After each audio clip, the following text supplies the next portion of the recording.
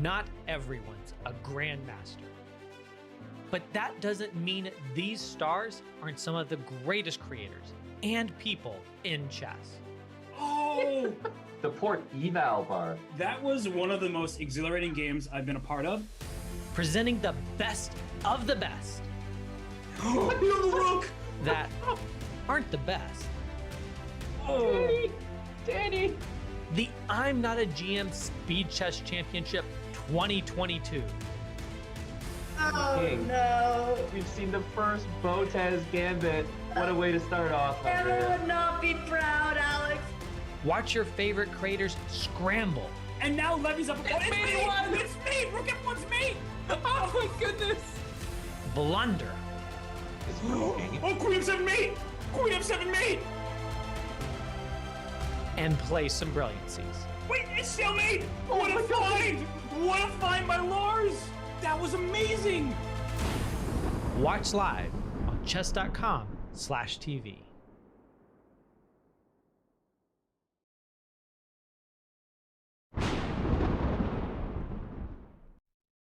Welcome, ladies and gentlemen, to the I Am Not a GM Speed Chess Championship. We have a very exciting match for you today that you will absolutely not want to miss. So if you have any meetings scheduled the next 3 hours, cancel them. I'm Grandmaster Daniel Naroditsky. Alongside me today, my partner in crime, my good friend, Grandmaster Benjamin Bach. Benjamin, a pleasure to be commentating with you. Good morning. Yeah, good morning as well, Danya. And yeah, as you said, I think we'll have a pretty exciting matchup today between Danny Rensch. He really came back from the death against Justice Williams, but he will be taking on Women's World Chess Champion in Blitz, Bibisara Asabayeva. Danya, what do you make of this matchup? Yeah, well, Bibisara does not have long to wait after her first round matchup, which was yesterday, and she killed it. I mean, she crushed Irene Sukandar, and her performance in the bullet is what worries me the most about Danny's chances. It was pretty close, but in the bullet, Irene only managed half a point. So Danny, he's got his work cut out for him, and the biggest thing that I think he has to avoid in today's match are blunders. You cannot blunder against Bibisara. Do you agree with that assessment? Yeah, no, I agree with that for sure. Yeah, as I said before, she's a Women's World Blitz Chess Championship, so she definitely knows how to take advantage of that. And yeah, I guess for Danny also, you know, he has to make sure he stays up on the clock, and hopefully maybe take a slight lead in the 5+1 or 3+1 portions. Yeah, I mean, we can take a look here at our insights. The total experience level is very, very high. I mean, we've got Bibisara at a slightly higher average accuracy, 85% to 82% for Danny. Interestingly, Danny actually loses less games by flag, though if we were to look at Bibisara's performance in the bullet, you wouldn't think that. So, Benjamin, what do you make of those numbers? Yeah, well, I guess she just really stepped up her game recently, but maybe just Danny, you know, makes the lag happen on his opponent's end when they're in a time scramble, and that's how he flags his opponents. But yeah, in all seriousness, Bibisara should be a favorite across all time controls. So where do you see the biggest chances for Danny?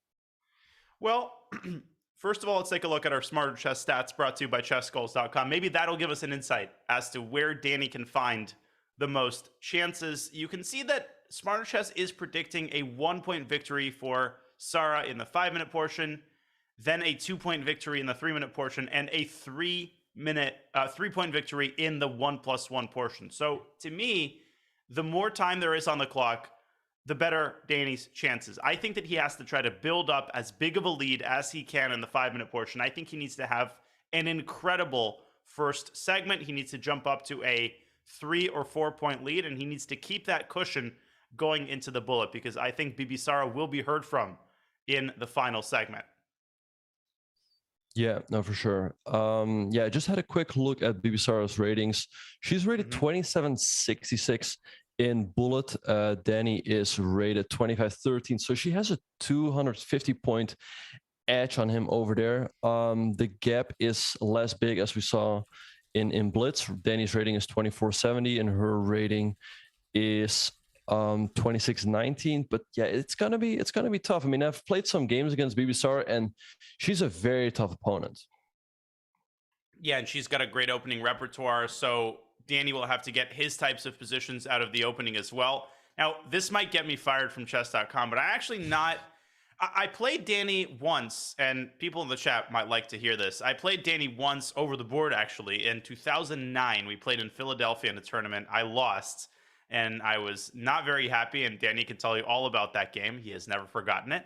I'm not sure exactly what Danny's style is. What positions does he prefer? I've always considered him more of a tactical player, but Benjamin, maybe you have a better handle on what sorts of positions Danny's going to be striving for, especially in the longer time control segment. Yeah, well, actually, I was about to ask you the same. I don't really know, to be honest, what Danny's style is, but yeah, to me, he strikes me a little bit more as a tactical player. Bibisara is very well-rounded. As you said before, she has a good opening repertoire, also very tactical, and also has a good positional game. So what kind of preparation do you think Danny did today going into today's match? Well, I can bet you that he focused a lot on openings, and if I were him, I would have solved a lot of tactics. In his match against Justice, he had very, very good moments. He had moments where he was seeing everything, entire stretches where he was calculating well, but then there were stretches when he was missing really elementary stuff. He missed a lot of back rank related tactics specifically, which I think Hess was pointing out during the show. He was missing a lot of 1 and 2 movers, and that's going to kill you against someone like Bibisara. So 1 and 2 movers are critical, and getting the right types of positions out of the opening are very important as well. Yeah, for sure. So yeah, let's see. We should be getting started any second now. Yep. Players are getting ready, as we see Danny playing from the chess.com office, if I'm not mistaken. Yeah, those panels are absolutely unmistakable. For sure. Yeah, and he's also rocking the chess.com merch, hoping we will give him the win, but he's got to work for it. Yeah, hoping that he's going to ingratiate himself with us, and that we're somehow going to rig the match in his favor. Classic behavior from the CrossFit dad, also known as Danny Rensch. I mean, what else do you expect, right? Indeed. Yeah, Bibisara, yeah, she's also she looks ready to roll. And yeah, game should be getting started, I think, Danny very, very soon. Oh, Danny's like, all right, cracking his knuckles, waiting for the games to begin. He's excited, and here we go with Sara with the white pieces in game 1. And I'm very curious what Danny's response to d4 is going to be. A Nimzo Indian? Nope. A Queen's Indian by Mr. Right, Rensch. Yeah, I see g3 by Bibisara. Rensch plays the very conservative bishop e7, and here rook e1. It's a bit of a tricky move. You're delaying knight c3, and knight e6 is the main move here by Danny, but he is already thinking in this position. And then he plays d5. Now, the way that I was taught, white likes, I was taught that you're supposed to put a knight on e5 in response to d5 in these positions, but the way that I've seen people play it is precisely the way that Bibisara is handling it. She trades on d5. She's probably going to get her bishop out and put a rook on c1. It's just a position. I mean, maybe a tiny advantage for white.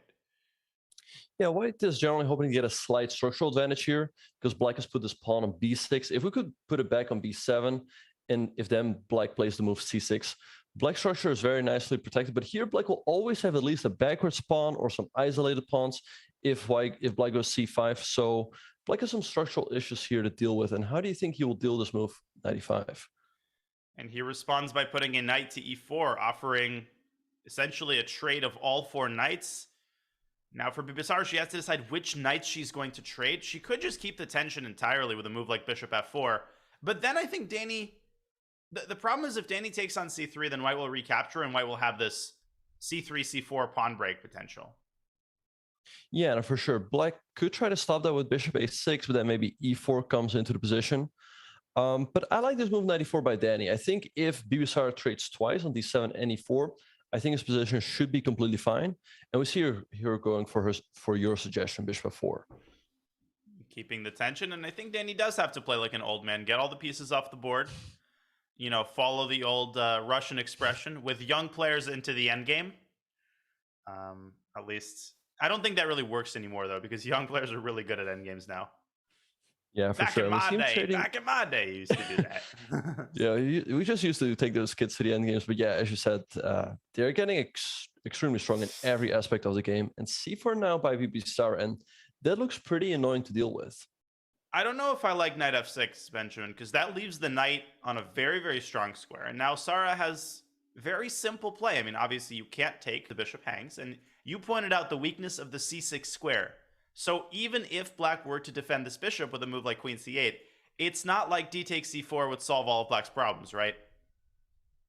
No, yeah, for sure. I think, yeah, white's play, as you mentioned, is very simple. White can just go rook to c1, maybe queen a4, play on that c6 square, and the pressure on d5 is pretty annoying here for black. So then he's got some problems to figure out here, and I don't see an easy way to do it.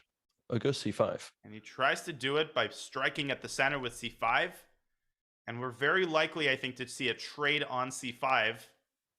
The thing that worries me the most there is that pressure on d5. Your move, queen a4, could come in very handy. If I'm Sara, I'm thinking about replacing the queen on d1 with the rook in order to x-ray black's queen and intensify the pressure on the d5 pawn. But the tension here in the early going has reached a peak, and we're only 13 moves in. It feels like it's been a lot longer than that. Yeah, for sure. Yeah, I think that's really because of the nature of the 5+1 time control. You know, we started a little bit slower. But eventually the players will have to speed up. So let's see. I think if Bibisara trades, then he can just recapture the bishop. That should be fine for him, I think. And yeah, it would be nice for white to somehow increase the pressure on d5. And she goes e3. So do you think she's intending to recapture with the e pawn on d4? Yeah, that's what I think she wants. That's an interesting move. Normally, I'm a little worried about playing that because the bishop no longer has a way back. So if there was a pawn on h6, black would have had the move, no, not g5, not g7, g4, but g7, g5, trapping the bishop. But now white always has time to meet h6 with h4. So I suppose the bishop is safe. And I really think that we're going to see queen a4 in the near future. Yeah, because also after Danny's move, rook to c8, queen a4 would hit the pawn on a7, and he would have to spend a move defending that. But rook c1 also makes a lot of sense. And what is Danny's move here? You would somehow like to defend this bishop on b7, but there's no easy way to do it. Because if you go queen c7, you put your queen into that discovery, so that's not good. And otherwise, bishop I mean, a8, also, maybe? Yeah, bishop a8. I actually like that suggestion. And he goes h6. He's trying to squeeze that move in. The eval bar didn't like that. All right, maybe just h4 by Bibisara, passing him the move back. Yeah, that would definitely be the simplest. Just, you know, bounce pass back to the post. Yeah, because I once heard this funny expression by Nepo. He said something like, if your opponent spends, you know, half an hour, right, let's say in classical, on the move h5, just go h4, and he'll spend another half an hour. Right. Yeah, just go really, really quickly. You know, when your opponent is making one move threats that they don't really know what to do, they're just hoping that you're going to be the one to somehow make a committal decision. And here we go. Here's Danny sinking into another thing, as you said. Right, but I think the inclusion of h6 and h4 should favor him because, as you said before, he was blundering a lot of back rank checkmates in that match against Justice. Now that's not possible anymore. And I don't know, like after h4, the g4 pawn is slightly weak. The g4 square is slightly weakened. Maybe a knight could jump there potentially. And we see him going for this move, bishop 8, that you suggested, and I really like it. Yeah, now he's finally more or less, I mean, at the very least, he's capable of taking on c4, whereas before that was impossible. It would have blundered the bishop. I'm probably still thinking about going queen a4 if I'm Bibisara. Queen a4, d takes c4, and that could potentially be met with bishop takes a8 and knight c6. Not sure where that leads, though. Black doesn't really have any targets. Right, yeah, after knight c6, let's say I go queen to d7. I feel like black should very much be in the game there. And yeah, we see Bibisara taking a real thing here. So I think Danny has done a good job of neutralizing the pressure in the center.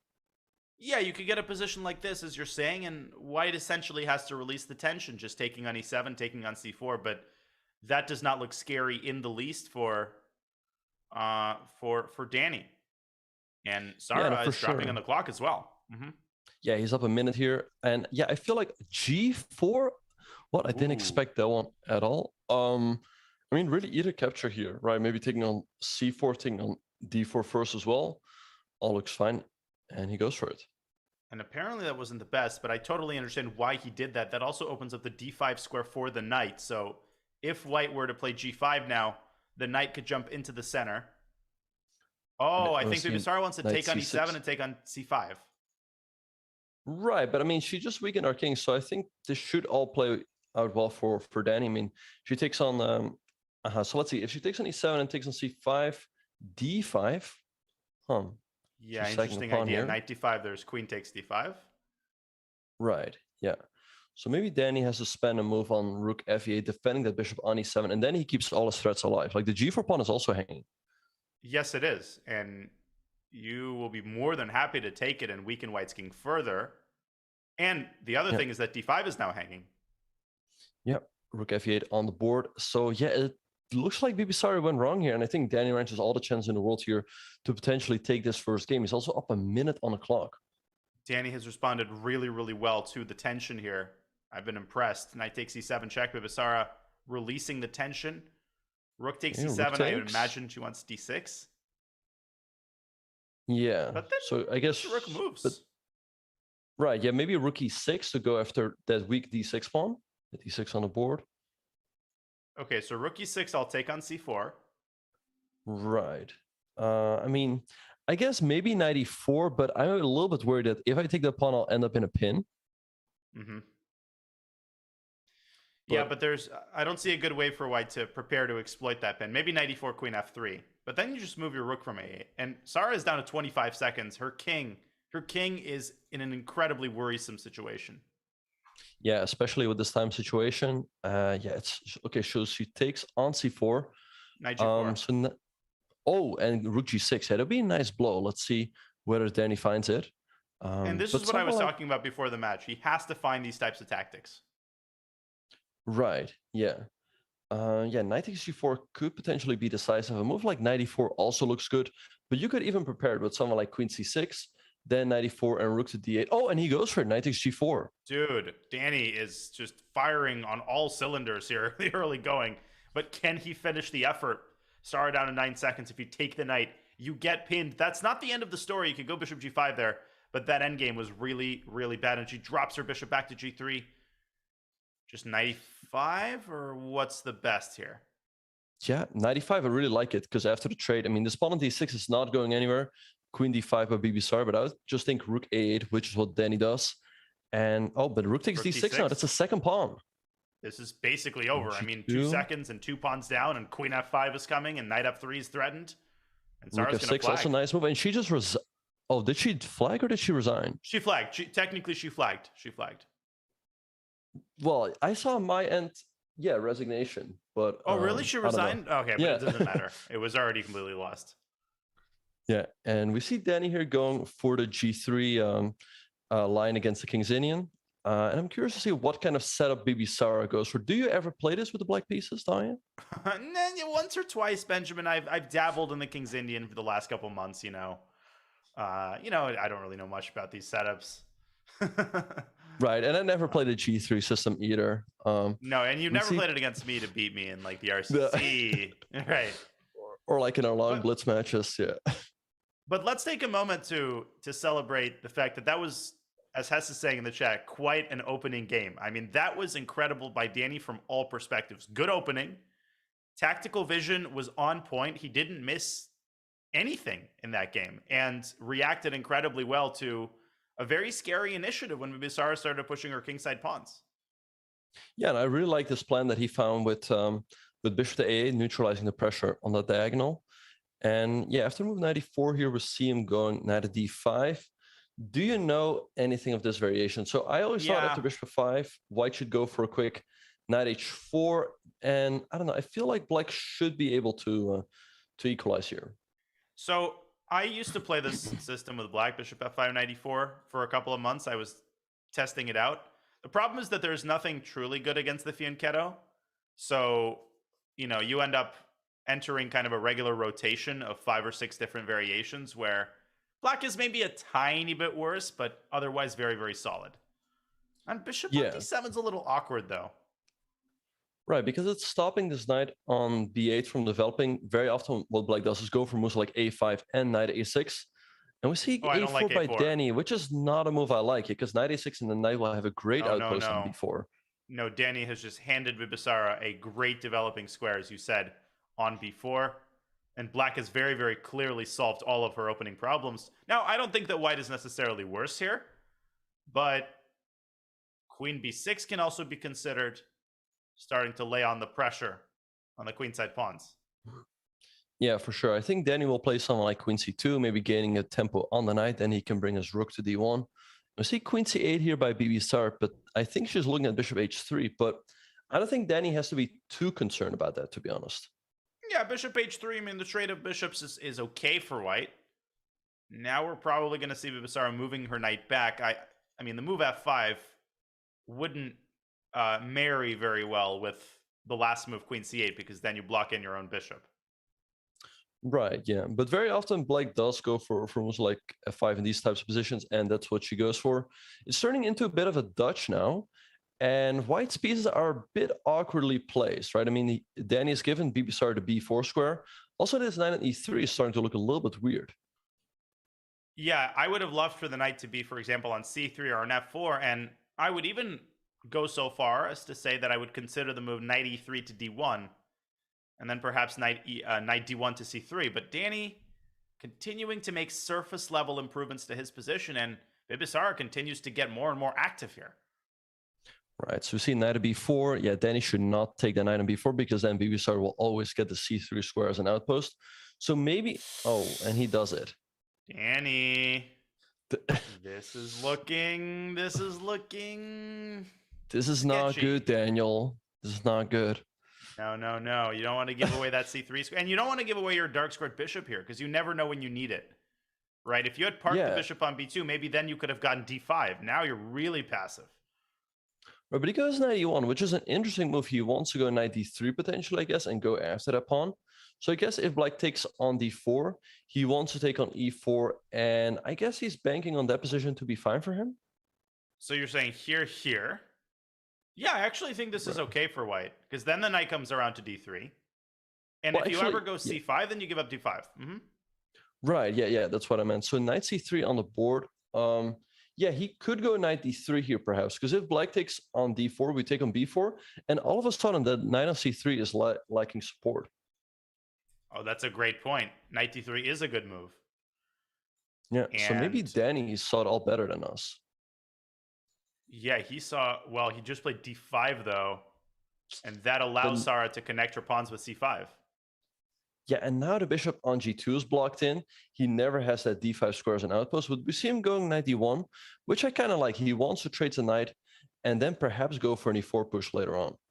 And that's the good thing with the fianchetto, I have to begrudgingly admit, which is that, you can butcher it 7 different ways, and then you look up and your position is still incredibly solid. Right, yeah. So let's see what Bibisara will go for. Perhaps she can consider a move like f4, because then as soon as Danny's knight lands on d3, that move is not possible anymore. And now that bishop on d7 will come alive.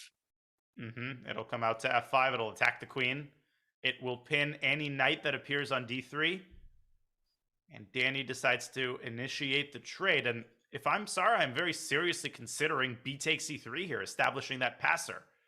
This is really nasty in a blitz game. Yeah, no, for sure. That passer is always going to be annoying to deal with, and we see him going knight d3 here. And so here Bibisara has a decision to make. She can trade on g3, but she can also go for a move like g5. And what you said earlier is that white's kingside does look very solid, but Hikaru has shown me in a couple of blitz games that black easily can rip it wide open. So let's see how Bibisara is going to continue here. Yeah, this is an important moment. What I wouldn't do, I probably would not take on g3, because that gives white kind of a burgeoning pawn center and the potential for e4, e5. G5 is a lovely move. Bibisara continues to tighten the noose here on Danny's king, and that pawn on c3 really is totally unassailable. There's no way that you can sever the connection between the bishop and the pawn, which is what really, really worries me here. Indeed, and there's also no way to swing the knight around to potentially collect that pawn on c3. So maybe what Danny has to consider is trading on f4 and a move like king h1 followed by rook to g1. Agreed. You got to create some sort of counterplay. Otherwise, you're just going to get squeezed off the board. Yeah, and we see him going rook a1. So he's preparing the move e4, but to me, it looks tough to achieve because as soon as you go e4, there's always going to be f3 to deal with. So how do you think he can try to get that move into position? Well, bishop h3 by Sarah. Yeah, so if he plays e4 now, that's basically unthinkable. I think he actually is trying to get the knight around to a2. He is trying to go after that c3 pawn, but it's so slow. Yeah, no, I definitely agree. But there's not something easy that black can do because bishop f5 will always be met with bishop to e4. It feels like maybe black can get an attack rolling on the king side, but I don't exactly see how, to be honest. Yeah, he would love to play f3 in one of these positions, but right now, as long as the pawn is on e2, f3 is not effective. The eval bar seems to believe that black is more than in charge. What about rook f6, rook h6? What about a rook lift? Yeah, I also like that idea. We see queen to d7. What if Danny goes knight e2 here? So maybe your idea with rook to f6. And yeah, the plan with rook h6 does come very quickly. I'm not entirely sure why queen d7 was necessary, though. If you were playing rook f6, then you might as well have gone for it immediately. Because every tempo is golden right now. If white eliminates this pawn, then white can finally redirect all of his efforts on defending the king. And I think we're going to see that bishop e4 move that you mentioned. Yeah, because if you move the queen back, then black can protect that pawn with pawn to c2. And okay, so bishop e4 by Danny. I like that move a lot. I think if he manages to trade with the light squared bishops, that should take a lot of pressure out of the position. Totally. And if you win c3, I think he's just going to be better. So it's one of those things where the eval bar is giving an advantage for black, but that is contingent on black playing very, very accurately and finding tactical ways to keep the c3 pawn alive. In the meantime, Sarah is down to 45 seconds, and I think she can sense that Danny is within 2 or 3 moves from being better. Yeah, no, for sure. I think that's definitely something she will have to manage better going forward. We saw in the first game, she got down on the clock and Danny punched her very, very, effectively. So she's getting down to 20 seconds. Yeah, she's down a full minute, and Danny has defended very confidently. We have a trade on e4, and the eval bar starting to creep up again in white's favor. Bishop d4, trying to pressure f2. Right, so Danny could consider a move like king g2, making sure that queen h3 doesn't suddenly sneak in. What about just rook c1? What is going to happen if you play rook c1? So rook c1, yeah, I guess queen h3, there is queen g2, which is annoying. Right. And fg, hg, I don't really see any tactics there. Yeah, me neither. He goes e3. Okay, also possible. Possible. 10 seconds for Bibisar. Right. Danny just has to find a way to keep the tension. He's got to be very careful. Now f3 is in play. And you could get mated here very, very quickly. Even if you play king h1, rook g1, there's these ideas of the rook lift, queen sacrifice on h2. I don't like the move e3, Benjamin. I think that was a big mistake. Yeah, I think so too. And yeah, as you mentioned, as soon as that black rook comes to f6, there is the idea of going f3, queen h3, and then sacking the queen, because after rook h6, queen h4 doesn't. And there's rook f6. f3. And she's preparing f3. Right. So can Danny even take, or will he just be brutally checkmated? Rook h6 on the board. Okay. For some reason, Bibisara is not playing f3, giving Danny a chance here. But how does he defend? He goes 92 and 92, queen h3. There's move. Queen g2. Oh, rook now f8. Can you just take? Take? Yeah, I think so. But Danny also 7 seconds. He goes for f3, queen h3 queen here. H3 and FG. FG. Okay. Whoa. Oh, g4 now. G4. You just close the entire king Lock side. Everything up. Wait, but why is he allowing FG? And he takes with a knight. No, just bishop Okay, takes. wait, but take. Yeah, okay, queen e2 now. Just step back. 1 second for Bibisara, king h1 rook only. h4. She's threatening mate. Okay, Okay, rook c2, good defensive move, and queen e7 is a threat here. Oh, she flagged she again. flagged. Oh my god. Unbelievable. And she had a lot of chances there in the end. And Danny lifts up his hand. He's like, I'll take it. Yeah. I think he ordered another lag on Bibisara's Right, exactly. Of course. Engineered a little ping there at the end. Right, of course we're kidding. And yeah, here we see Bibisara going for a different approach against the Queen's Indian from Danny. But Danny, a 2-point lead. A 2-point lead, and Bibisara was incredibly confident yesterday in the few time scrambles that she had against Irene. But today, in the early going, she just didn't seem all that confident there. She had a lot of chances to take on G3. And at one point, I think it just won on the spot. Yeah, no, for sure. As you mentioned, yeah, there should have been a win there, but she got too low on the clock and she wasn't quite able to figure it out. And we see here sort of a replay of the first game. We once again have this structure. And yeah, Danny looks to be quite active here in the center. He's got that knight on e4 again. In game one, we saw Bibisara's knight jump out to e5, and we might see that again. And Danny trading on c3 and following up with c5. I'm always worried in such positions that I'm basically going to lose one or both of my center pawns. Right, but usually if white takes on c5, I guess Danny wants to take with the knight, and his activity there does compensate for the isolated pawn on d5. So I think he should be fine, and now he could even consider c4 in some positions. C4, and I know a lot of people like this kind of plan with c4 and b5. Yeah, it looks like black is a-okay once again. Yeah, he could, of course, also make a waiting move like rook e8 or pawn h6, and we see him going for rook e8, queen d2 by Bibisara, which looks a little bit awkward to me, to be honest. Yeah, queen d2. Not sure exactly what setup she's aiming for. Probably rook fd1 if I had to guess. And Danny that makes a lot of get his sense. knight around to e6. I mean, black is very, very flexible in these types. Rook fe1. Yeah, rook fe1. So yeah, c4 is still an option. He could also go for the move h6. Once again, trying to trap that bishop later on. So let's see what he's going to go for. And Danny finds himself almost down a minute on the clock here. Yeah, he goes rook c8. So both sides continuing to improve their position. Yeah. So do you think maybe Bibisara is trying to speed up, learning from those first two games where really the clock deficit cost her? Yeah, I think that's entirely possible. And I quite like the strategy of speeding up and trying to get Danny in time pressure.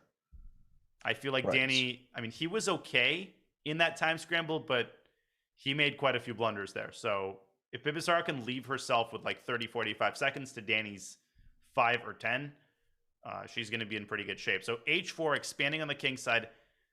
She made this move in game one as well. Yeah. So yeah, Danny could just do the same thing, go for pawn h6. Of course, he's not forced to, but yeah, we see Danny's struggling here a little bit. He's looking for a plan, and we see him going knight f8, the plan that you suggested earlier. And I like it with knight coming to e6, hitting bishop on f4, and the pawn on d4 as well. Yeah, I think that's a perfectly serviceable idea. Bishop g5, forcing the trade of dark squared bishops.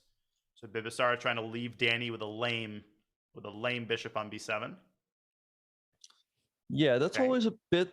Yeah, black's problem piece. We see him going 96 here, so I expect a trade here. And then white could trade on c5. And how do you think Danny will recapture? Do you think he wants to take with the pawn or with a piece?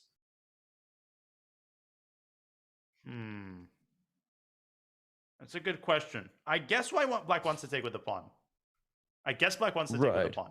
Because everything is nicely protected. I don't really see a way to put pressure on d5. Yeah, we see 3 here by Bibisara protecting the pawn in the center. So Danny could take now on d4. But the problem is that after all of those trades, you will be stuck with a passive bishop on b7.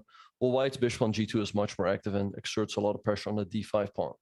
And I think Sarah's ready to jump into e5 with her knight and exert even more pressure, as you're saying. By the way, just wanted to shout out Anna Maya, who's doing a watch party on her own channel on Twitch. So feel free to head on over to twitch.tv/Anamaya for a little change of scenery, if you so desire. Fellow streamer and commentator, watching the match on her channel as well.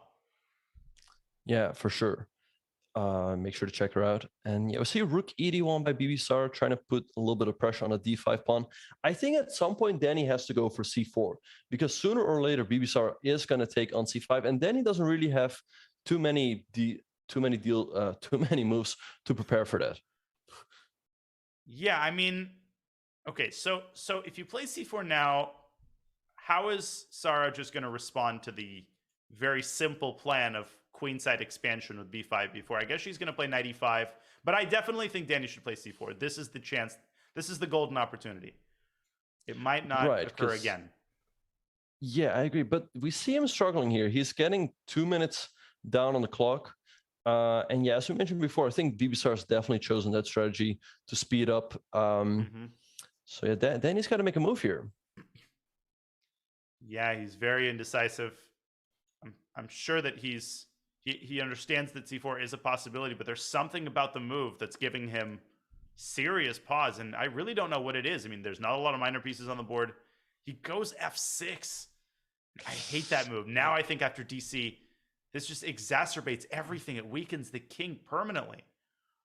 Yeah, I don't like this move at all. I mean, if, that bishop takes on D5, it will always be with a check. So I feel like it ruins his position positionally, but also tactically. And I think now is the perfect time for BBSAR to take on C5. She's up 2 minutes on the clock here. So this is really her game to win.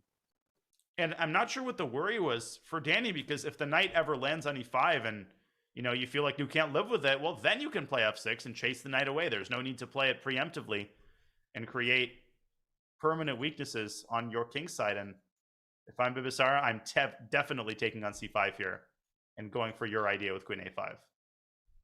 Yeah. So let's see what she's thinking about. Yeah, I think taking on C5 and Queen A5 is a very nice idea. And if Danny takes with a knight, then knight D4 always looks annoying. But we see her going Queen E2. Now, okay, I mean, C4. Is he going to go for it?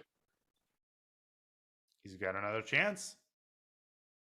What is White preparing with the move Queen E2? We see him going Rook to C7. Okay, is she going to take now on C5?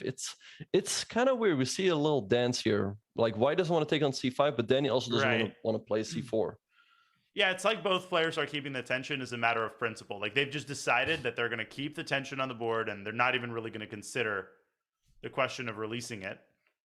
H5, and BBSAR starting to expand on the king side. This is also quite unpleasant for Black. And look at Danny's clock. This is the first time thus far in this match where Danny is experiencing real problems on his clock. Indeed, yeah. And with the move H5, I'm sure the BBSAR is looking at knight H4 to F5, followed by Queen G4 with some pressure on Danny's king side as well. And 28 seconds for Danny. I mean, he's got to move here. There's only 1 second of increment. And, I mean, I guess you also know from Title Tuesdays that it's first of all difficult to even make a legal move, right, and not flag, but also to make a good move is very difficult. No, but he's just, I cannot see him pulling this off down 2 minutes on the clock with 16 seconds for the rest of the game. And I still am incredibly confused as to why he hasn't gone C4. It's like he's just refused to play it as a matter of principle, like I said. Yeah, we see him going Rook E8, knight H4, pawn takes D4, okay, knight F5 maybe, or just trade on C7? Yeah, maybe trade on C7, even just take on D4, and you've got tremendous potential on the king side with Queen G4, knight F5 coming in. A bishop on B7 is still terrible. Yeah, the pawn on D5 is weak. Yeah, the simplest is just D takes D4. Yeah, she could even just take that pawn or throw a knight F5 first. Yeah, it's looking really tough here for Danny, but let's see what BBSAR is going to. Okay, knight F5, queen F7 or D7? Okay, so she wants to play. Oh, what, is there knight D6? That looks nasty, but there's still queen D7, right? And I still do defend everything for the moment. Oh, yeah, that is true. He takes D4 simply. Knight back, and knight now F8. knight D6. No, still queen D7. Queen D7. Thread. But after queen D7, you could already win a pawn by taking on B7 and going queen F3.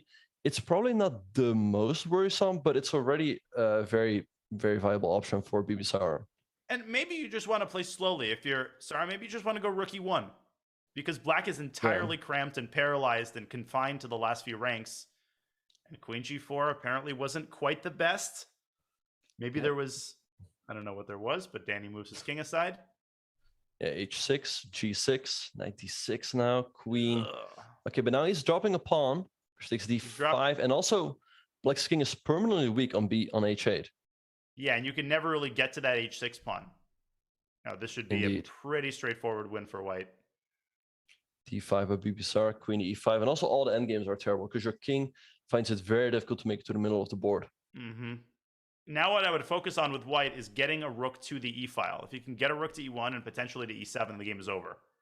And she does that, queen b4, preparing the move rook to e1. And where is Danny even going with his queen? Because queen b8, queen e7 looks like checkmate. Oh, she goes d6, f5, but now the rook e1, rook e7 the long still diagonal. Looks great. Yeah, no, rook e1, oh, queen a4, going after the a7, pawn a5, maybe just queen And he c6. protects it. The BBs are also getting low on the clock with 25 seconds. Yeah, I really don't understand why she's not putting a rook on the e-file. I mean, that basically ends the game, this idea of rook e1, rook e7. And she's down 19 seconds, and she's really hesitating here. I don't understand it. Yeah, rook e1. Oh, queen takes d7. Queen d7, queen and rook d7. e8. Mm-hmm. She's going to find it. Oh, rook e7, also good. Knight f8, though. Knight fg. Oh, now her king is a little bit vulnerable. Queen e5. No, but it's over. Rook h7. Rook h7's coming. You cannot defend against that. No, I don't see a way. Knight f3, but just take. Oh, king h1, but this is winning still. And Danny's going to flag. Yeah, that was a really tough game for Danny. He found himself under a lot of pressure in the position, but also on the clock. And yeah, he's got to, I think he just has to, someone has got to tell him that the move c4 is completely fine in those positions. Yeah, the word overthought is a huge understatement. I mean, he spent 2 minutes on that position and then played f7, f6. And that was the beginning of all of his problems. So Danny really has himself to blame there. And Sarah's approach of playing a lot faster in the opening, I really, really like. Yeah, and we see her playing fast again, going for this a5, a4 push against the queen b3 line in a symmetrical Grunfeld. Queen d1 is the theory here. Black generally recaptures on d5. And then after knight c3, this pawn on a4 is slightly overextended. Mm-hmm. Yeah, these positions are kind of up your wheelhouse. I don't really play them for either color. I don't put a pawn on d5 in any opening. My pawn's always on d6. Right. Yeah, you were talking earlier about how Black can approach, the g3 King's Indian / Grunfeld. This line is pretty solid, but I can understand that King's Indian players hate to play like this. Yeah, no, absolutely. Any symmetrical structure like this, anything that involves the dreaded G word, Grunfeld, that's out the window. Yeah, no, I understand, right? You study all these fun lines in the King's Indian, and then you going to a boring position like this. And Hikaru actually won some games here with white. I remember him beating Svidler in the St. Louis Rapid and Blitz. And I believe he beat, was it Ding in the Speeches Championship?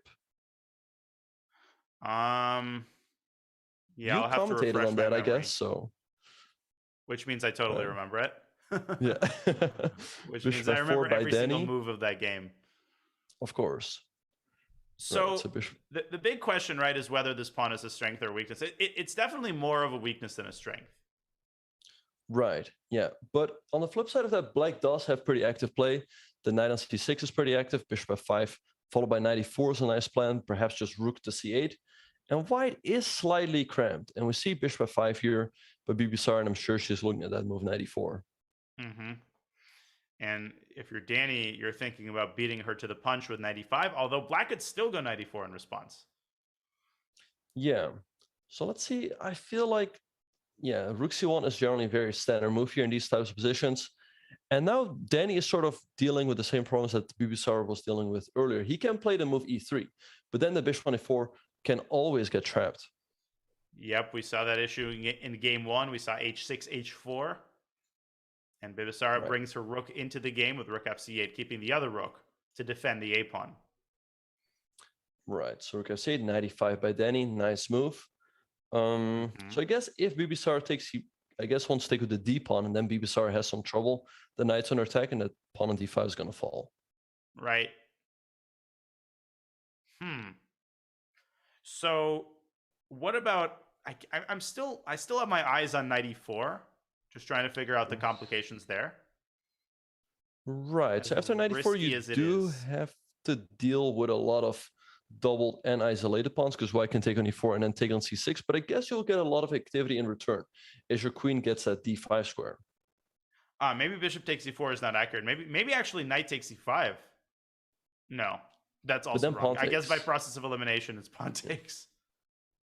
Well, Bibisar could also throw in a move like h6, passing Danny the move, but then he could just go h4, but she goes bishop e6, which looks a bit passive. Yeah, although it's incredibly solid. I mean, she overprotects the d5 pawn. She's got no real targets in her position, and Danny could take and go bishop e5, but yeah, position's starting to get very symmetrical and dry here. Yeah, I would honestly just go e3 here, defending that pawn on d4, but we see queen d3 by Danny, but this does allow the bishop to come out to f5, but maybe he wants to go for queen, but queen b5 hangs d4. Yeah, you have to keep the queen staring at the pawn. Right. Bishop f5 but is sort of Danny- asking to be played.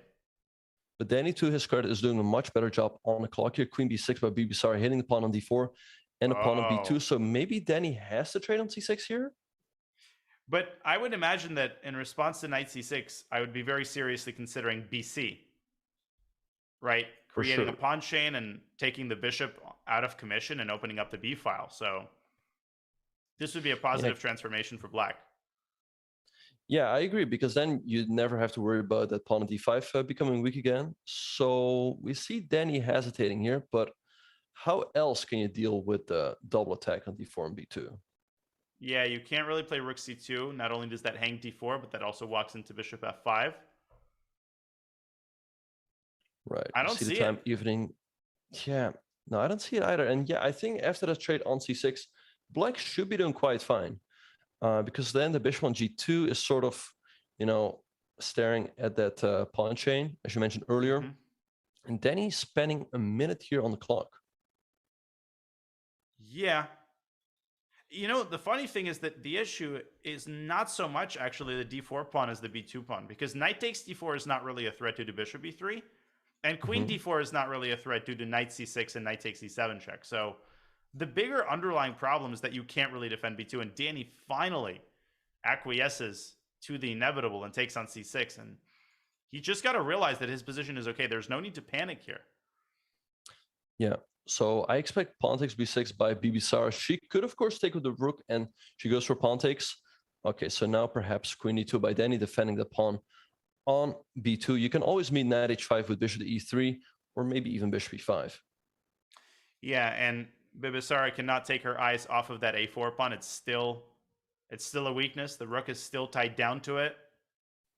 And we might see black repositioning her bishop to f5 and maybe preparing something like knight d7 and e5.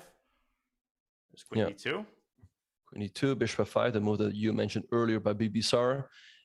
Maybe knight e4 is coming into the position. Then he could park his bishop on e5, and that's what he goes for. Where it's always going to be annoying. Yeah, but what's annoying for black is that rook cb8 is not possible. If this move was possible, then b2 would be under very severe fire. Indeed. So Bibisar could consider the move knight d7, but that would give Danny the opportunity to trade on g7 and go for a move like e4, reopening that bishop on g2, and then he would get pressure towards pawn on c6. Yeah, what I'm considering if I'm black is the move h5, king h7, and then trying to put a bishop on h6. I want to do what you just described and force the trade of dark squared bishops, but I want to do it without allowing e4, and I guess not. All right, so knight e8 by Bibisar. So I guess after the trade on g7, she wants to follow it up by knight e6, but e4 by Danny. That move I like a lot. Very timely, because if you wouldn't have played it, then I would have gone to d6, and then you would have no longer had the opportunity to play e4. Right, so we have an interesting position here. Both sides have some weaknesses. The pawn on c6 is weak, but the pawn on d4 is weak as well, and the pawn on a4 is a weakness for black, but the pawn on b2 is weak for white. So I guess maybe Danny wants to put the rook on c4 later on, or on c2, defending everything. We see knight d6. And where do you think he's going to go with the bishop? He goes back to g2, but I'm starting to get worried about Danny's weaknesses, because Sarah's weaknesses are very well protected. c6 and a4 is now a little bit hard to reach, and the knight is ready to jump into f5 and start assaulting that d4 pawn. Yeah, it looks tough here for Danny because, yeah, a move like rook c2 looks very logical, but I guess knight to f5 and if rook to d1, perhaps she can go for rook to d8. And yeah, b2 is just always such a constant worry for white. And the other problem is that if black plays knight f5 and then rook d8 and takes on d4, there's going to be all of these discovered checks down the d file. And if a knight lands on d4, you're going to have a very hard time containing all of its possible jumps. For sure. Yeah. And we see Danny getting below on the clock here. He has 40 seconds against Bibisar's 125. This could potentially be another chance for Bibisar to strike.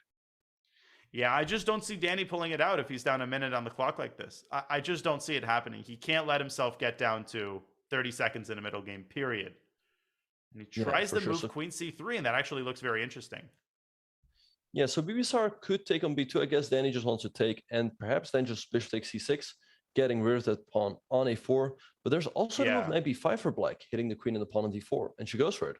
And she goes for it, and I'm just illustrating what Danny's idea was. This hits a4 and stabilizes the position, but here's knight b5, and Danny trying to force the queen trade. But after knight d4, Benjamin, queen e7, there's rook e8 and a fork on e2.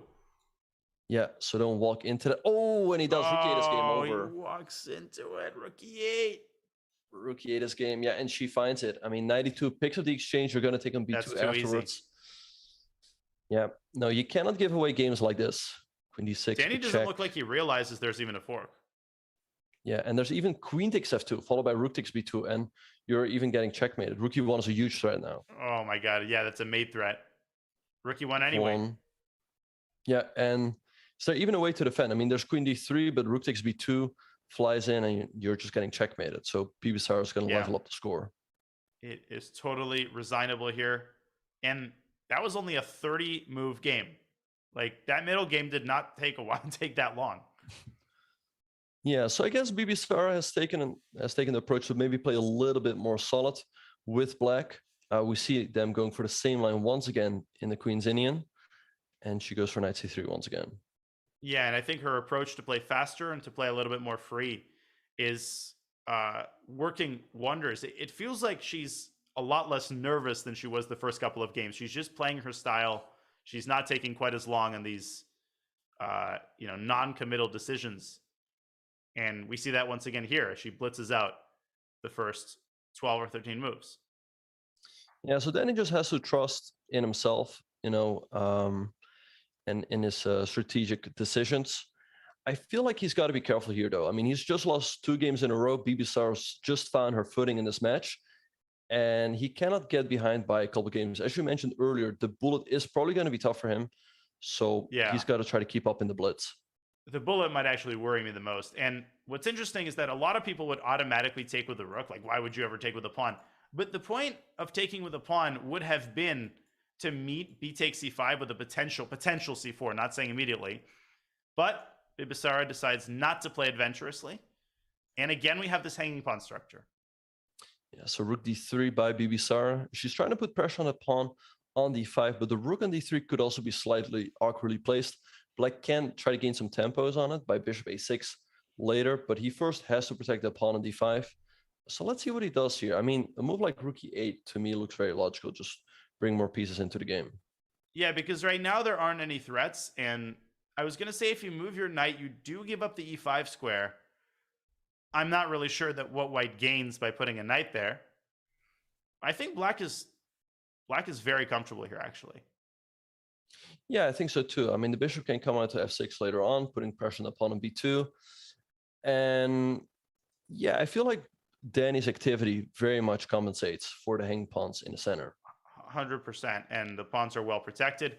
And if I'm Sarah, I'm playing a move like queen c2 and rook d1 and trying to go for the long game, right? You're not going to win these pawns in the next 3 moves. So you might as well coordinate your pieces and, get all of the heavy machinery into the game. Yeah, and notice that Danny has also sped up on the clock again. We see b3 by Bibisar trying to discourage the move c4. But maybe Danny can just go for someone like bishop a6 followed by bishop f6 and try to, what does the move? Pester that rook? Yeah. Yeah. That's a good word. And the queen moves queen side, getting out of the pin. Okay. So I guess I'm still going queen c2 if I'm white. Yeah, I think just What else any is there to queen do? move and then moving the rook to c1 or d1, because that's really what you want to do against hanging pawns. You want to put your rooks on a d and c file to put a lot of pressure on those pawns over there. And move queen c8 looks a little bit puzzling to me. Does he want to bring out the queen to e6? Yeah, I don't know where, because queen e6 always runs into rook d3 to e3. So I quite strongly dislike queen c8. I think the queen is, as you're implying, on a very, very awkward square. It's stopping the rook from coming to c8. Now we're probably going to see rook c1 by Sarah. Yeah, rook to c1. Then he just played the move rook e8. And you got to be careful. Like if you play a move like bishop f8, there will always be a knight g5 jump threatening a potential checkmate if the rook move out of the way and maybe putting pressure on the center. Yeah, and that could unravel so quickly. Knight g5 and... Okay, in this particular position, black has h6, but just to illustrate the idea, you have all sorts of discovered attacks against the h7 pawn. And queen e6 by Danny, so he does allow rook e3.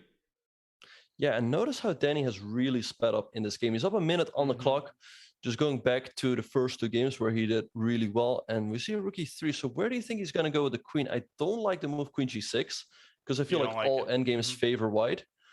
But if you go to he goes back to c8. I don't know about that, because now knight g5, even with the bishop on e7, becomes an interesting way to get the two bishops. Probably not the most that white can squeeze out of this position, though. Yeah, and we see her going knight g5. The problem is for Danny, if he trades off his bishop for the knight, the pawn on c5 will then become extremely weak as it's just lost a defender. But then does he have to go for a move like g6? Ooh. That is really, really scary, but I agree. I think g6 might be a must. I kind of underestimated how bad this pawn is if the bishop disappears from the board. Yeah, because how are you going to protect it? You can push the pawn to c4, but then the pawn on d5 becomes extremely weak. And yeah, this looks like a tough decision for Danny. I mean, g6 is not really a move you want to make, but it might just be the lesser evil. Yeah, and I think he recognizes that his position after bishop g5 is highly, highly dubious and likely to collapse. Oh, one other idea is to play bishop g5. For example, rook e3, bishop e3, and then maybe d4. Just trying to defend concretely. But anyways, Danny does go g6. Yeah, g6 by Danny. I think a good move. And he still has a 30-second advantage. Let's see how Bibisar is going to continue here. I think it was the correct decision, because if you would give that bishop the pawn on c5, I don't see how you're going to defend it in the long term. I agree. And now there's no clear-cut way to accumulate anything on the king side. Yes, there's bishop h3, knight f7 ideas, but all of that is extremely speculative and none of it actually works.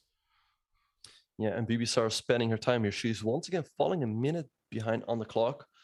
I don't really see this. Rook on e3, it looks fancy, but it's not that easy to really put pressure on those pawns. We see her going h4, but this does give Danny the opportunity to go d4. Absolutely. And that forces a very desirable trade of light squared bishops. It also vacates the d5 square for his knight, so he is definitely in control here. And he's also up a minute. I think that he should absolutely adhere to the strategy. Fast play in the opening gives Danny enough time in the middle game to find these high-quality moves. Yeah, no, I think he should go for it, because also it makes the pawn on e2 backwards, and he plays it. So now let's say Bibisar is probably going to trade, but I think I really like Danny's initiative with the knight coming to d5. It could jump to b4, c3, and yeah, it looks up for Bibisar here. Without question. We might see the bishop dropping back to f8 at some point in order to accentuate the pressure on the e2 pawn, but I would agree with you. I would start with the move knight d5, and based on white's reaction, decide whether I'm moving the bishop back to f8 or doing something more forcing. Right, yeah, I like the move knight d5 here. There is the move knight takes f7 for white, but I think after king takes, there's no good discovery with the bishop. So I really like that move. You keep all the threats in a position, like is the knight going to jump to c3 or to b4? You could also give up your bishop for the knight on g5 at the right moment. So I think he just has to play, just keep the flow going. Keep the flow going is right, but Danny is settling into another very deep think as he drops down to 90 seconds. Knight d5 looks natural and strong, And maybe he's worried about ghosts with knight takes f7, but he finally does play knight d5. Yeah, and he plays it after 47 seconds, which I feel like is a bit of a waste.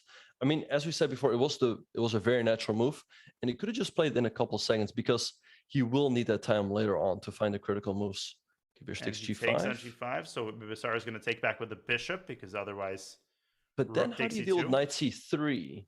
Oh, Danny defends the pawn, and I agree. I thought knight c3 was a big opportunity there. Maybe she had to sack on c3 because all of a sudden black has all these dark square weaknesses around his king. But it still looks quite problematic for white. h5. Okay, what about knight c3 now? He goes queen a6, so he hits e2 from a distance. hg. Raid. It looks, I mean, this rook on f3 is so awkward. You can never move it back to d3 because there's always knight b4. If rook e1, is there like a knockout blow or something? I guess, no, d3 doesn't work. Not that I can tell, but maybe just knight b4, and although that's not really the best pawn to win. Yeah, or knight c3. Right. Or the aforementioned move. Yeah, and 20 seconds for Bibisara. She's got to move here. Denny's played a really good game so far. Rook e1. Okay, so let's see what he has here. Maybe just rook e5. Rook e5. Yeah, exactly. Yeah, because you build up a lot of pressure. Your other move can move over to e8. There's queen e6 all of a sudden, followed by rook h5 and queen h3, and suddenly you could have a checkmating attack. Yeah, and the great thing about the knight on d5 is that it holds this f6 square, which would have otherwise given white a chance to set up a kind of potential mating construction against the black king. So currently the dark squares are under lock and key, but Danny drops to below a minute, and he's going to have to make a decision here very shortly. Indeed, yeah, we see him going knight to c3, also a good move, hitting the pawn on e2. Bibisara could sack here, but I doubt that it's going to work out. But otherwise, she's going to have to move the e-pawn. And the problem with sacking is that e2 is going to hang at the end of the line. You cannot really take twice on c3, and she does move the e-pawn, and she moves it up to e4. And that's not a bad idea. She wants to go like e5 and bishop f6 maybe. Yeah, I like that move perhaps. Oh, don't take that pawn on a2. 1 second, she's got to move. Oh, e5. Okay, knight b4 now for Danny. Just keep up the pressure. Knight b4 looks very natural. Okay, queen c6, also nice move, hitting the move. King g2, but she wants to go for rook h1 and bishop f6. Yes, and that comes really, really fast. Dangerous. And she's gonna flag. Oh my God, she's just not looking at her clock. This is already the third game she flagged. It's incredible. I mean, bishop f6 has to be pre-moved there. You know, once you play king g2, your next move is bishop f6, regardless of what black does. Yeah. No, the 1 second increment is really tough because you basically just got to move as soon as your opponent moves, right? I mean, if there's a 2 second increment, you know, you can spend 1 second to think, so to speak, and the other one to move, but you just got to play your first instinct. And as you said, bishop f6 looked so natural that you just had to play it. You're totally right. You have to treat the 1 second increment like it's not an increment, which it basically isn't, because that evaporates instantly. Okay, yeah, so I flagged many times in Title Tuesdays. Yeah, and you think, oh, I'm building up my clock, but in reality, you've built up like 0.3 seconds because of the time it takes to execute a non-pre-move. Right, so sometimes you do got to make a couple pre-moves in a row, but of course it always feels scary to do so. So some frustration here, you can tell, by Bibisara, and Danny facing an Alekhine, switching to 1e4. And what is this early c5? This isn't supposed to be good, I think. I don't like it at all. This looks like a really good Grunfeld for black. Bishop c3 and knight a4 is coming. If you play rook takes d1, of course. How is it even going to recapture? Yeah, as you said, if he takes with the rook, which is probably the best move. Oh, he takes with the knight, but now knight d5. Knight d5. And knight d4, and black's all over him. Yeah, or just bishop f5, just making solid developing moves. This is not really what you want if you're Danny, right? He just took the lead. And I feel like he's giving Bibisara too easy of an opportunity to level the score. I'm at a loss at the move c4, c5. I mean, just keep developing, Danny. What is this early brazen pawn push in the center? Yeah, I don't understand it either. I mean, black looked much better prepared to deal with that pawn push. But yeah, we see him going bishop c4 here, hitting the knight on d5. Yeah, he's got to be careful not to just drop games like this because it's going to be a close match, and you want to keep the momentum if you win a game like he just did. Right. So bishop e6 by Sara, defending and developing. And Danny's not out of the game yet. I mean, if he's very, very careful and he manages to consolidate, he might end up doing okay. Right, Might. 92, good move. I think if she trades, he's going to take with the king, and that looks pretty fine. So I guess BBSR just has to improve the position with something like rook ac8 and rook fd8. Another idea is, in fact, to take on e2 if we pull up the analysis board and then rook ac8. And my idea was that if you play b4, I want to go, in some situation, b6. Right, and if I take rook takes c, but I don't see a discovery. Yeah, you might just have to recapture and exert pressure on the c file. But I agree, this is nothing special. Right, black should definitely still be better there because it's just tough for white to make a move. Right, if you go 93, there's always that knight f4 jump that's annoying. But we see her going rook ac8, and how does Danny deal with the pawn on c5? Does he have to play b4 here? I believe he does. What's the downside of b4, though? I mean, maybe then your move b6, but I guess we can still get away with just capturing that pawn. But it looks tricky. Right. Looks incredibly scary to go for that. But white is helped along by the fact that virtually every move, the last 4 or 5 moves, has been forced. I mean, Danny just needs to keep consolidating here and make sure that he's not giving anything away. And Sara plays b6. Right, and yeah, look at the clock. Danny's once again up a minute here. So let's see how he's going to deal with this move b6. He could take, I guess, but I feel like that should favor black.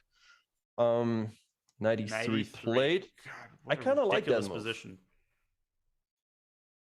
Yeah, I like it a lot. If you take on e3, white takes with the bishop, and white is as close to consolidating as he's essentially been all game.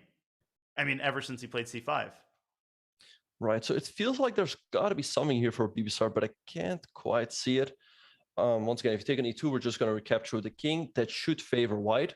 You know, other trades. Rook f8. Black's... Yeah, that move also makes sense. But I just wanted to point out that black has to be careful here. Because if you trade on e2 and then on e3, all of a sudden after bishop takes, I think white's better because of the passer on c5. Totally. It's so easy to just nonchalantly stumble into this position and then be like, yeah, wait a second. White is a pawn on c5, and white's the one playing for a win here. Okay, so She's getting below 2 minutes.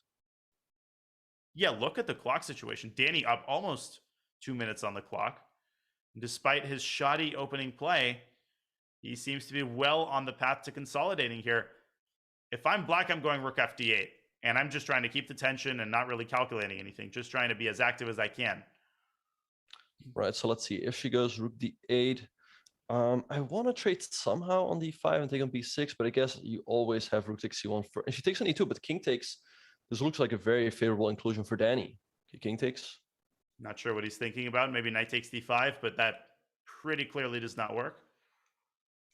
Right, yeah. Okay, king takes. There's knight f4, but just king f3. Yeah, that seems to be a paper tiger. f3 is a very important square though, for the white king. Yeah, and this is what we talked about earlier, how it can quickly flip around, right? Like, let's say black goes rook d8 here. Actually, she just played king, knight f4, king f3. Okay, bishop takes c4. Okay, oh, she's coming around to d3, and then there will be a fork threat. Right, but there's just king e2 stepping out of it. Oh yeah, and 95 just go back? Yeah, to c2 or c1. But I'm starting to like Danny's position. He's up 2 minutes on the clock. Okay, rook takes c4 looks very logical here to me. Got to go for Danny. Yeah, because knight takes c4. Then knight d3, and you're in trouble because you hit the rook on c1 and the pawn on c5. And if you take an f4, we just... Anymore. Yeah, and taking on f4 is also not an option. You just hang a2, and the two bishops will be too powerful. So I don't know why he's thinking here. Yeah, rook takes c4. Very natural. And I think he was trying to figure out a response to knight d3. And we're about to find out. Don't miss the fork. Don't miss the fork, Danny. Yeah. All right. This fork is very hard to miss. Good move, rook to d8. But CB. And white's almost winning, I think, because black has taken Oh, c4, because we you take can't with the knight. take because if rook takes e8 Now and we the get rook two on d8 is passers. overextended. Yeah, CB. I mean, come on, Danny. It's pretty standard, no? CB, and he plays it. And he finds it. Bibisara has lost the thread completely here. Yeah, you can just take on b6 here. I wonder if... Oh, there is knight takes f2. There is knight takes f2. But She's the got to problem- find it, otherwise... Otherwise, it's just it's just over. Yeah, this still looks tricky for Danny. The rook is under attack. And let's say you go rook c1, there might be knight e4, which looks annoying. But I feel like his passers on the queen side should be much stronger than black's majority in the center. And I like the e1 square for white's bishop. I think one thing white has to avoid here is for the king to get caught in some sort of attack. And the bishop from e1 would be guarding the d2 square. It would be defending c3. And then white could just close his eyes and push that a-pawn all the way up to a8. Yeah, I really like that sequence. So let's say rook to c1, knight e4, and bishop e1. Everything looks covered, and then we're ready to go a4, a5, or rook to c8, trading off those rooks, because then what is stopping those queenside passers? Yeah, I think white is quite close to winning. But if he plays accurately in the next couple of moves, that's the big catch. Indeed, yeah, you don't want to take that knight because after rook takes d2, black is better because she's gonna take on a2. You don't want to take that long either. Right, I guess knight e4 is bothering him, but bishop e1 is a very nice move because you don't allow knight c3. Danny Right, now and lower on the clock. As someone is pointing out, after rook to c1, there's rook takes d2 and bishop h6, but I guess we go to e2, right? If you take on c1, we take on f2, and once again, white's passer should be better. Yeah, and then maybe Danny is calculating king f8, a4, king e8, and trying to figure out whether the rook gets to the pawn, whether the king gets to the pawn, and he b1. Rook b1 also good, and bishop e1, bishop c3. Don't take that bishop, but I guess just a4 and recapture with the king on e1. And then if I go like rook d2, you totally ignore and go like a5. I guess so, but it is quite annoying. Yeah. But look at the clock. Danny all of a sudden has 30 seconds. He goes for b5, also a good move. Yeah, and they're about to get into some tactical complications. Sarah is going to try to use her knight and rook to create some sort of counterplay against the white king. And if she can win one of these two pawns, she'll be fine. Oh, wait, but isn't there knight to c3? Because if rook b2, then rook b8. Oh my God, and that skewers the knight to the pawn. Oh, but is there king d2 in that variation? I mean, knight e4, check king e3. Or even king d3. Knight c5, In fact, king c4. King e3 was losing there to knight d6. Oh, right. And yeah, you walk into a lot of forks. So knight c3 on the board. All right. Okay. So let's see where... But this looks tricky for Danny. It's 20 seconds. Rook b3. So And black she can take on take a2 if she wants, and she does. Right, because then I can swing back to c1. Knight c4. Yeah, it's knight impossible to c1. trap the knight in these types of positions. Don't blunder the fork. Okay, knight d3, king fe2. Okay, there is a Knight F4 check, check. but all right. So Danny is down a pawn, but that b pawn looks very, very dangerous. Knight c5. Okay, It b6. is, and it probably gives white a very decent position. You can see that the eval bar does not indicate that white is worse, despite being down a pawn, because of how Right. active this pawn is. Yeah, but I think Bibisara's got to stop it here with knight at b7, because if she allows b7, Danny will have to move. Okay, rook b8, maybe knight. Okay, rook b5, knight b7 now. So maybe knight e5 to try to go to c6. A draw is not unlikely here. We could get some sort of liquidation where black gives up the knight for a pawn, and then you get a rook end game. Who knows? Rook d4, rook d7. G4, he's trying to climb down on the king side. Okay, rook c2, king f3. And So she Sarah can could ta- continue taking pawns. Right, knight d3 by Danny. Okay, rook a4 now, and oh, there's rook a7 and rook c6. Oh, take it, Rook take it! It's a A7, free knight rook. C5. It's a free rook. Oh, that's a free rook. Oh my Knight- God. Knight c5, but this is also Knight good. c5, that's a piece, but this might actually be a draw. The rook was just hanging g5. Oh, e5. Oh, she had to play e5, h4, H4, and now the e5 and this is a completely winning. King e5, Oh my knight God. c5. It's game over. Just taking Maybe e6. Sarah, in these times, we just take f4. Take f4. But okay, and knight d3, No, knight but d3. 95. Yeah. Pre-move 95, yeah, 95. Pre-move knight takes g6. It's over. And frustration for Bibisara. And I didn't even see that rook was hanging. Yeah, incredible. Yeah. I guess that's, yeah, sometimes you just, it's like your opponent misses it and then you miss it as well. I don't know what it is. But all's well that ends well for Danny, and he wins another time scramble. And that was an especially frustrating game for Bibisara just because of the kind of position she got out of the opening. Right. I guess she just felt like there had to be something decisive, but it wasn't quite there. And that's why she spent too much time, right? We all know that frustration where you feel like you're close to win, but sometimes to get to the win, you just have to keep playing logical moves and the win will come to you naturally. But she tried to force it, I feel, and that backfired. Agreed completely.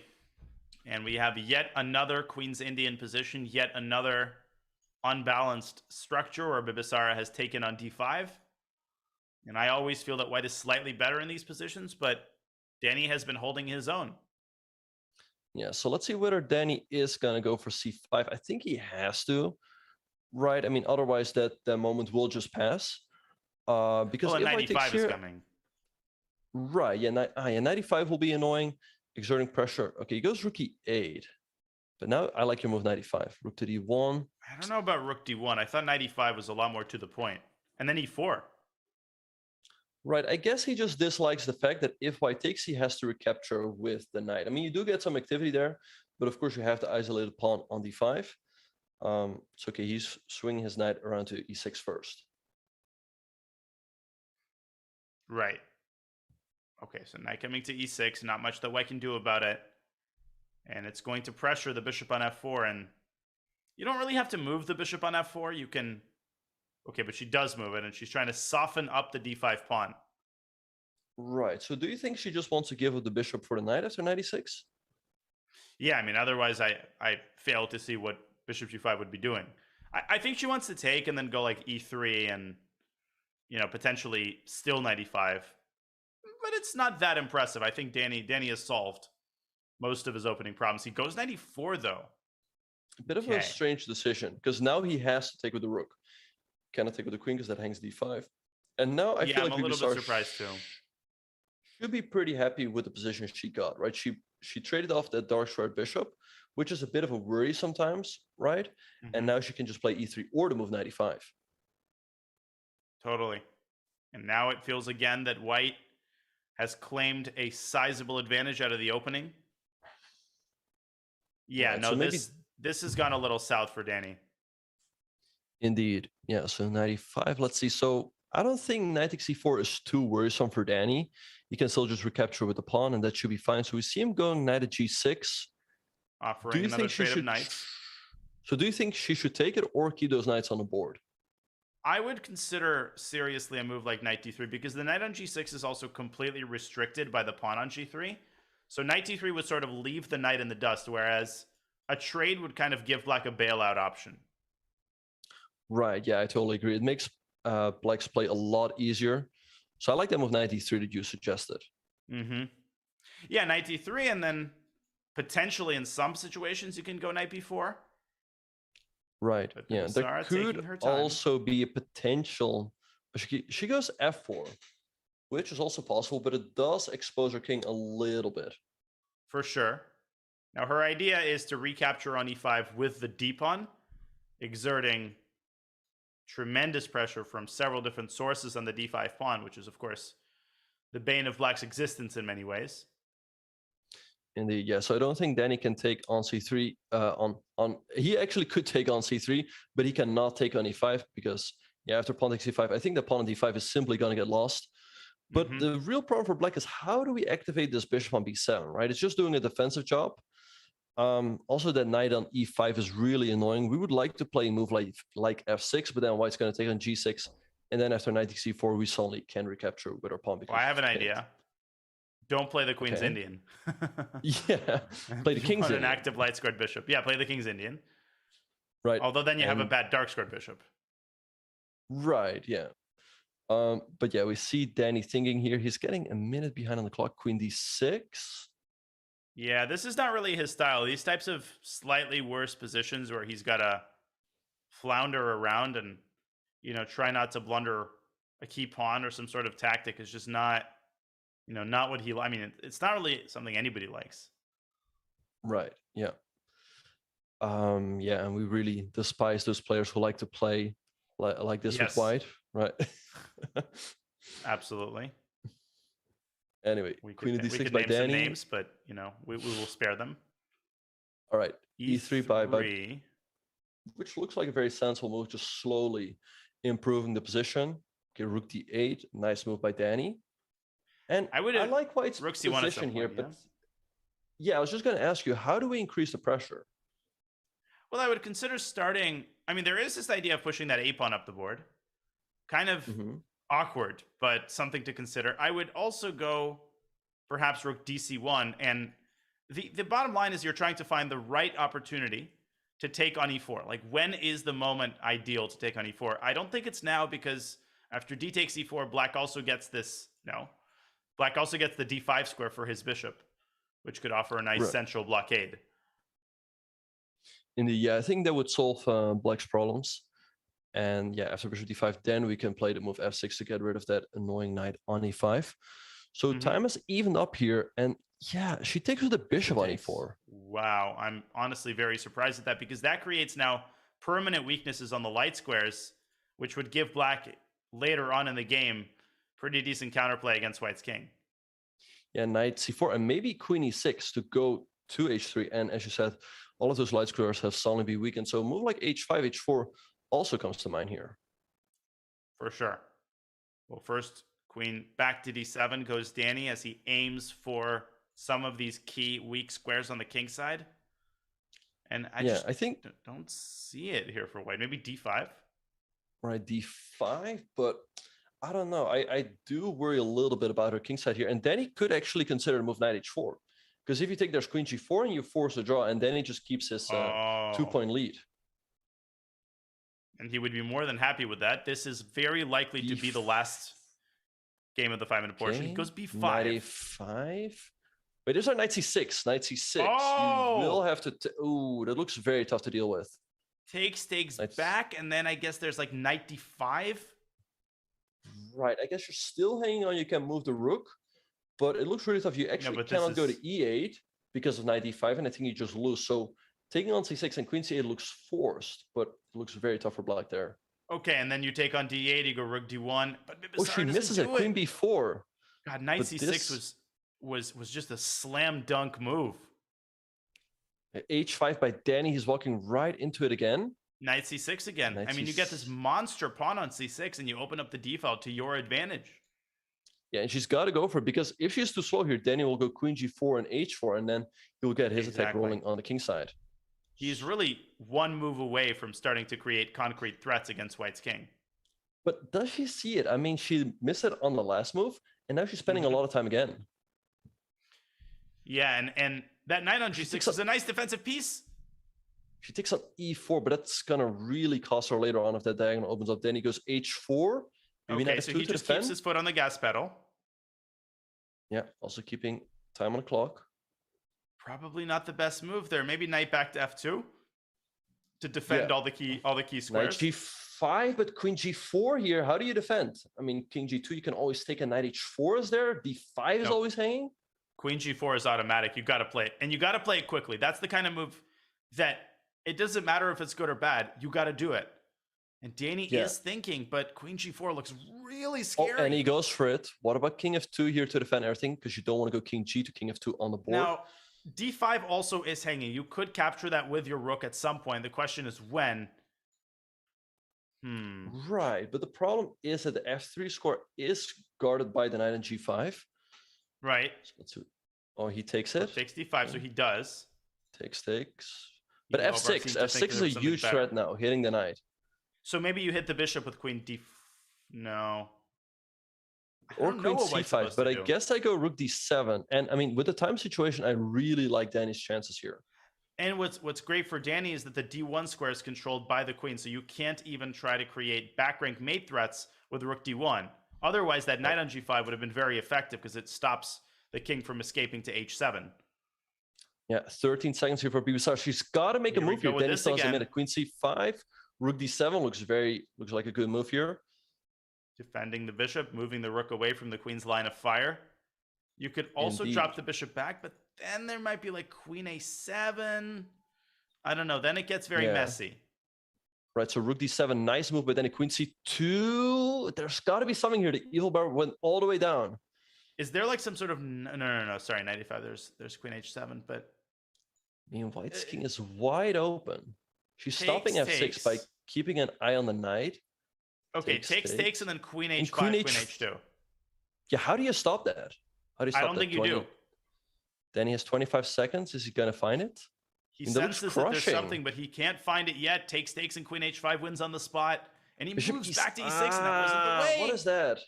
But that still looks, I mean, it still looks like white's position is super nasty. 4 seconds. Knight t6 means he can Bishop still take in queen h5. He just doesn't see that idea, though. 12 seconds, bishop 5, queen e2. and Okay, now she's getting the queens off.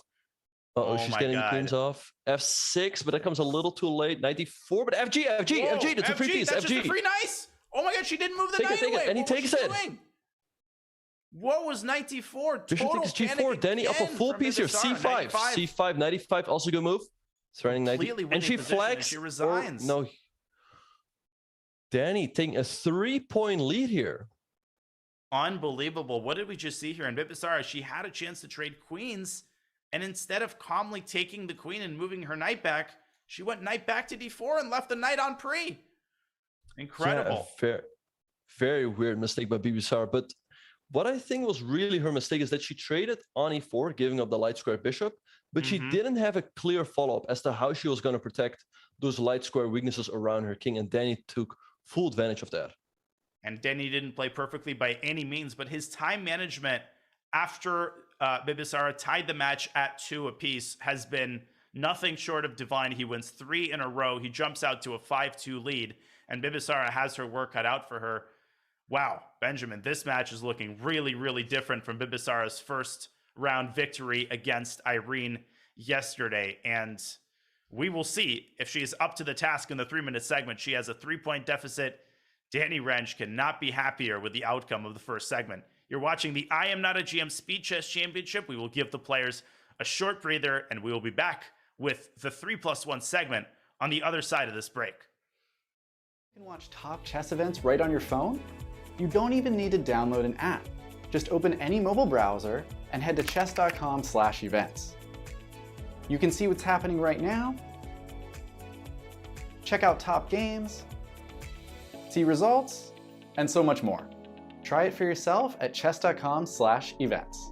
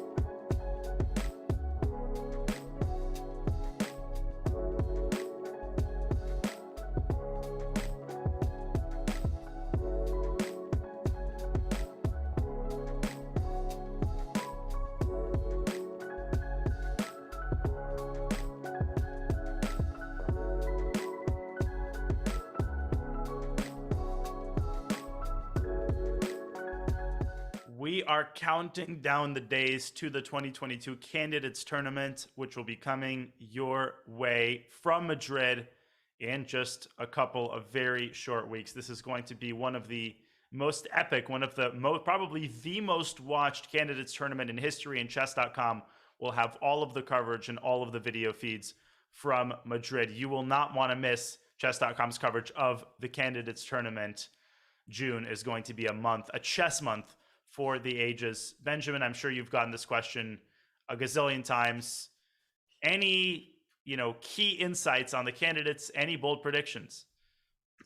Yeah, so it's of course very tough to say who is going to win the candidates. I would say Ding really has got to be a favorite here. He did really well in the Magnus Tour events. He beat Magnus in their matchup. So I would say he's definitely one of the favorites. Also, Fabiano is always extremely dangerous in the candidates tournament. He comes up with a lot of preparation. I'm honestly very curious to see how Hikaru is going to do. He really took a break from streaming. We know he's preparing. How do you think he's going to do? I think he's going to be solid. Hikaru is obviously incredibly difficult to beat. But the thing is, in order to win the candidates, it's you can't pull in an Ishigiri and make all draws. So I'm very curious to see whether Hikaru will change his opening repertoire to essentially factor in the fact that he needs to take more risks.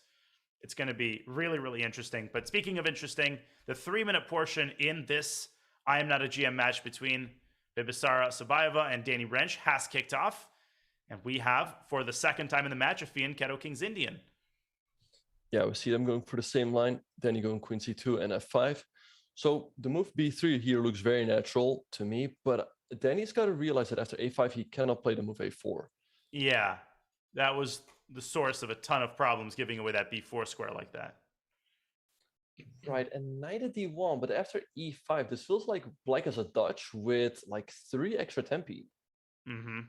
No, again, this is looking quite good for white, and Danny did play 1 E4 once, and he won the game, but he didn't respond particularly well to the Alekhine. This is looking really nice for black. Yeah, it does. I mean, Bibisar could even just trade here on D2 and play the move E4, opening up that bishop on G7 and blocking in the bishop on G2. But I like the move she plays as well. Knight C5, keeping more pieces on the board, and perhaps he just wants to go to E6 to have a potential knight D4 jump. And Danny trying to kickstart his development. He's got to get this bishop over to B2, and he does. And again, white is still very solid. That's the great thing about the Fian Keto King's Indian. It's like you can make a couple of inaccuracies and you look up and you're still doing okay. Right, yeah. We see her going knight D4 here. Danny trades. This does make his position a lot easier. I feel maybe knight at B2, which is really the only way to activate the knight, and he goes for it. And if you put it on D3, white's position actually starts to look quite reasonable here, especially given that black has a hard time developing her knight. So maybe Sarah should play, knight A6, but now knight D3, no? Oh, but there is a funny tactic. Black could take on B4 and go pawn at D3. She Queen E7, C5 by Danny. He wants to go knight C4. And actually, the pawn at E2 is poisoned, because if you take it, there's rook E1 and your queen is trapped. Well, I suppose there's queen H5, but... Oh, you still have there, yeah. But rook E7, and I feel like white develops this huge initiative. So right. No, but now B8, knights or knight C4, both moves look great, knight C4, knight D6, your idea. And all of a sudden, black's position is just terrible. Right. Yeah, it looks tough for a Bibisar. I mean, the knight is coming to D6. There's always B5. The pawn on B7 is going to be incredibly weak, and there's no easy way to deal with it. And Danny continues to play quickly. The opening was not perfect, but once Sarah put her knight on D4 and allowed Danny to blockade the D4 pawn, the landscape changed completely. Yeah, and look at the clock. He's up a minute here, especially in the 3+1 portion. The players cannot spend a lot of time. Rook A8, but knight D... Wait, what is she planning to do after knight D6? I guess she wants to move her bishop. There's also B5. I mean, this just looks lost for many reasons. Yeah, I wanted to combine those two moves. Like, let's say bishop E6, then B5. For sure. B5 here? I think we might B5 see looks that. crushing. Because you Bishop have to takes. move back to c7, and then white just takes on a8 and takes on c6, and black can essentially resign there. And he plays Exactly, it. yeah. He goes for it. He I could mean, the also position throw kind of a plays timely itself. queen a4, but yeah, knight c7, only move here, she cannot be spending too much time. Because cb, bishop takes b7 is too trivial. That's Knight just c7 only move. resignation. Right. Wow, we start taking a while here. Don't go b6, though, after rook a8, knight a8. If you play b6, there's knight takes b6, and the pawn on c5 is overloaded. So that gets black back in the game. Indeed. So we see him trading on a8, taking on Queen c6. a4 also. Yeah, queen a4 might have been a nice inclusion, and maybe then, pushing b6 when the knight would go back to c7. But this also looks very good for Danny. Yeah, oh yeah. No, this is completely winning. And he doesn't need to play quickly, or maybe not totally winning. Right. I would say he's winning, but it's not completely winning just yet because that c-pawn is not going anywhere for the moment, but he should be winning in the long run. Yeah, and black's king is not the safest either. I mean, you could imagine white coming out to a4, and there's some back rank checks that could get really nasty. I don't like that move at all by Bibisara. Now he can trade, and that c-pawn could start pushing forward, or he could go for a move like queen b3, hitting that knight, bring queen b8 into position, and if that knight moves, then there's knight f7. Oh, and he goes for it. Oh my god, knight f7, knight h6 is just mate. It's not even a smothered mate. It's just a mate on g8 if the knight moves away. Right, so maybe knight f6 to cover that g8 square, because if queen e6, there's queen b8. I think knight knight e5 is so nasty. I'm just all over you there, and with an extra pass pawn on c5, it's over, and Bibisara resigns, and another win for Danny. And he is just on fire here. Yeah, to be honest, I felt like the resignation was slightly premature. We know someone who will not be named, who will definitely still cause you some trouble winning that game. Because after knight f6, to me, it didn't seem like there was a straightforward win. Yeah, no, I definitely thought Bibisara should have made a couple more moves, but you can also understand, why she's feeling demoralized here. Already down by 3 and now down by 4. And Danny repeats yet again the Queen's Indian defense. Indeed, yeah. We see him going pawn c5 here. Perhaps he looked up a little bit of theory during the break, making sure that, this pawn push should be fine for him. And then the first game she took on c5, right? Right, yeah. I think he took on c3 here and took with the pawn, which looks completely reasonable. And he goes for it again. This time he plays it really quickly, and he's already up 20 seconds on the clock. Yeah, rook d3. They're repeating the same game. So knight b6 was what Danny played earlier on. Let's see if he goes for it again. But yeah, she's got to be careful here. She's down 4 points. She can, of course, still make up in a bullet, but the bullet portion is, how long is it? Is it like 30 It's 25 minutes? It's 25 minutes. It's 25 minutes. Right. So that's like 10 games, right? Yeah. So I would say that Bibisara's goal has to be to get it within 2. I think a reasonable goal would be to get it within 2. Right. Yeah, I agree. Because if you are still 4 points behind, and if Danny wins a couple of games, it might already be over very soon mathematically. And actually, I like what she did here with the exchange sacrifice. A little change of scenery, and she sacks the exchange, gets this very strong light squared bishop. On the other hand, Danny moves the knight out from under the queen's pressure, and he might go queen d5 on the next move if white misplaces the queen. Oh, no, then I guess it doesn't work. Yeah, I like this move, knight to b6 by Danny, queen h5, perhaps just g6 to kick the queen away. Queen h6, and then bishop f8. Yeah. But yeah, here's a good, like here we cannot go queen d5 because of knight at g5, which pretty much wins the game on the spot. But yeah, I like g6 here for Danny. Totally. Yeah, g6 actually looks like a must because white is threatening the move knight f3 to e5. Right, so let's see. So let's say we go g6, I guess queen h6, bishop f8. There is queen h3 for white, but then perhaps we can spend a move on, for example, rook to c8, so we can meet knight g5 by pawn h6. And g6 has been played. g6, good move by Danny. Okay, now I like queen h6, because if you go queen h3, I can just go bishop f6, and I don't have any problems whatsoever. And actually white has a problem, because pawn on b2 is hanging upon on e2. Oh, and black just starts vacuuming up pawns. And if you take on b2, there is knight g5. So I think e2 is the pawn that needs to be defended. Queen h3. Okay, queen c8 also looks reasonable, but he's moving his queen a little bit away from the king side. Okay, queen h6 is a must here, I think, practically speaking. Here. No, the endgame just looks too comfortable for black. And after Yeah. queen h6, there are some problems. Like bishop f8, I go back to h4. And knight g5 is very, very annoying there, I think. Yeah, it is. Even with the bishop on e7, knight g5 is annoying. Because if you can get the trade of the bishop for the knight, then the dark squares are gonna be a big problem for black on the king side. Yeah, and keep in mind that rook on a8 can easily get trapped. Now that we've moved the queen to c8, we've taken away the escape square. But she's spending a lot of time here. Well, to me, queen h6 looks like an automatic move. Totally. I mean, there is g4, I guess. Now, and she does play g4, but that just looks like a much inferior version of the position after queen h6. Indeed, yeah, because you just weaken your king side. So let's see. So perhaps Danny could just move his queen or h5, yeah. But yeah, although I like I guess then knight e5. Right. But yeah, I like the move that you suggested, queen to e6, because after knight g5, we can still just take and then move a rook out to c8, for example, and it looks completely fine. Yeah, and it's played.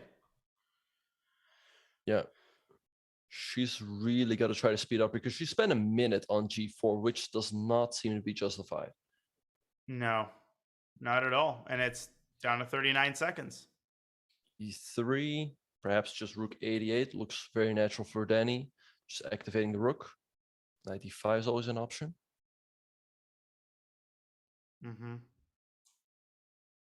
Yeah, I guess rook d8, knight e5, and black is as stable as he's been on the king side. There is just no clear attacking prospects for white. Yeah, he's just got to move the rook, but he's getting down to 30 seconds. What is he? Okay, rook c8 looks good. Okay. Solid as anything. And we Knight might g5, see a time scramble here, forcing the trade. Yeah, all right. It's not that easy for Danny, right? I mean, there's always the dark squares weaknesses around your king. And how exactly do you activate the rooks? I mean, you probably could take on a2 and get away with it, because anytime the bishop comes to f6, you can go back to d7 or go to d5. Danny goes to d7 immediately. But now, rook d1, he wants knight e5, and he wants to go after the g4 pawn. Right, queen h4 by Bibisara. And we saw Danny sit up there a little bit. Do you think he just looked at his clock and was like, oh, I got to speed up here? Yeah, but he can't panic. He's got plenty of time. Right. Knight e5.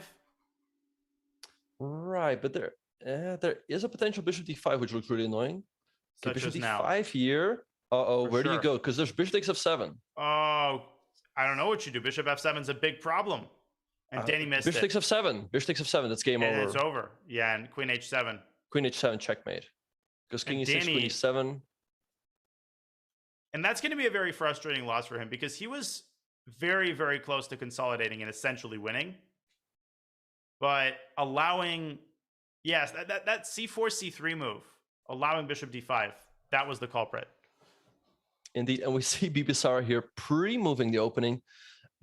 She pre-moved the moves bishop to g7 and castles. Now, castles is probably a safe pre-move. I've seen you do it, but bishop g7 is always dangerous because there is that bishop h6 move. Especially from a known dirty player such as Danny Rensch. Right, but of course, I would be shocked if he would do it in a match with increment. Right. Yeah, I don't think we've ever seen something like that in any SCC event. There's always a first. Right. Yeah. But I like what Danny's gotten here. I think she was blitzing at the opening, right? And I think she just blitzed out, then moved pawn takes d5. And now after knight c3, that pawn on a5 is very awkward.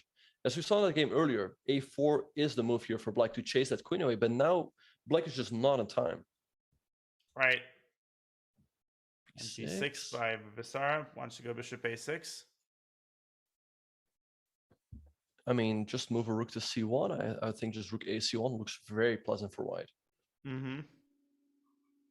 And Danny's thinking here, which I feel like he's just got to move here. Just go with the flow. Rook A1 should be sort of an automatic move, and then you think later on. Yeah, and there he goes. Right. And he plays it, and bishop.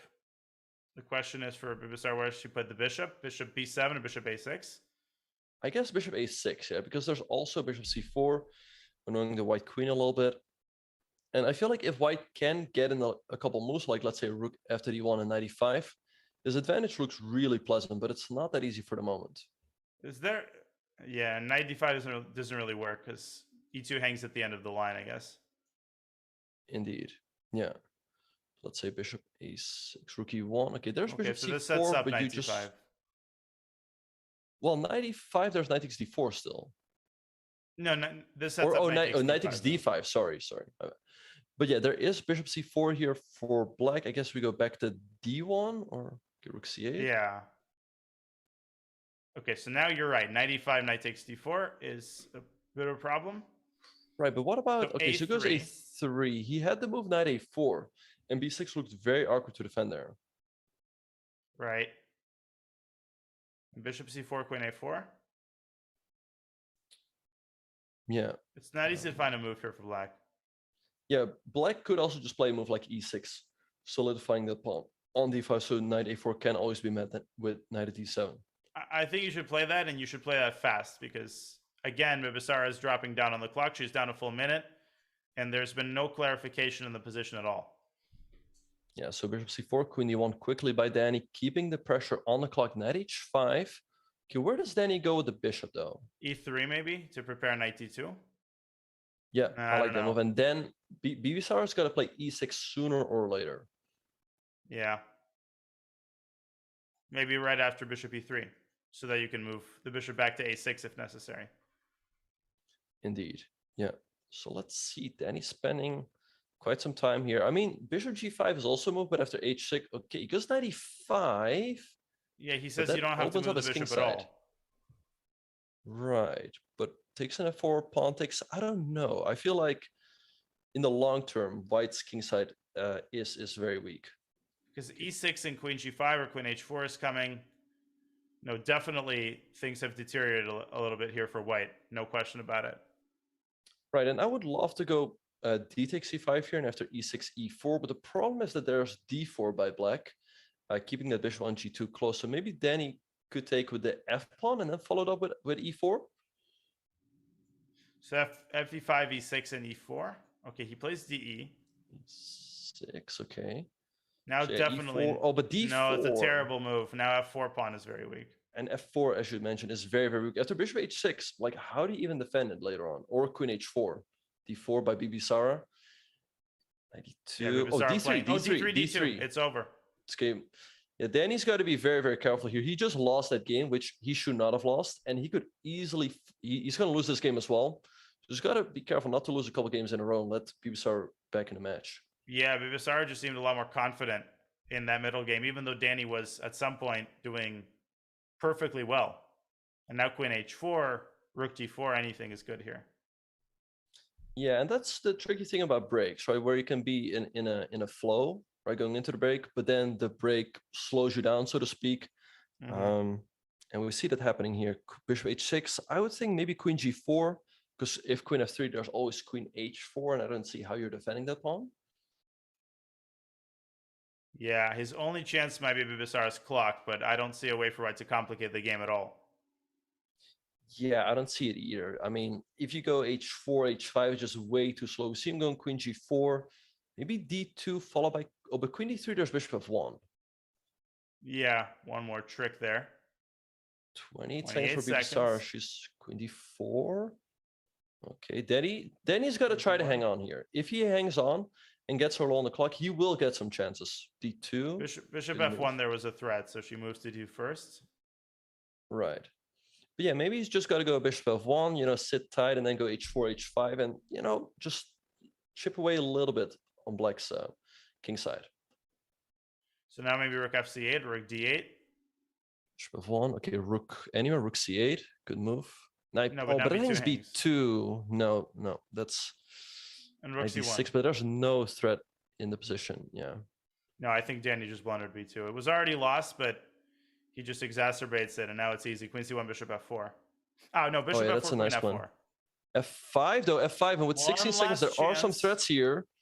One last chance. How do you deal with this? Rook f8, She just takes. calm move. She's getting very low on the clock here. 9 seconds. Queen c7, that's a good one though. Bishop b3 though. Bishop b3, good move by Danny. Rook f8. Now already it's unclear.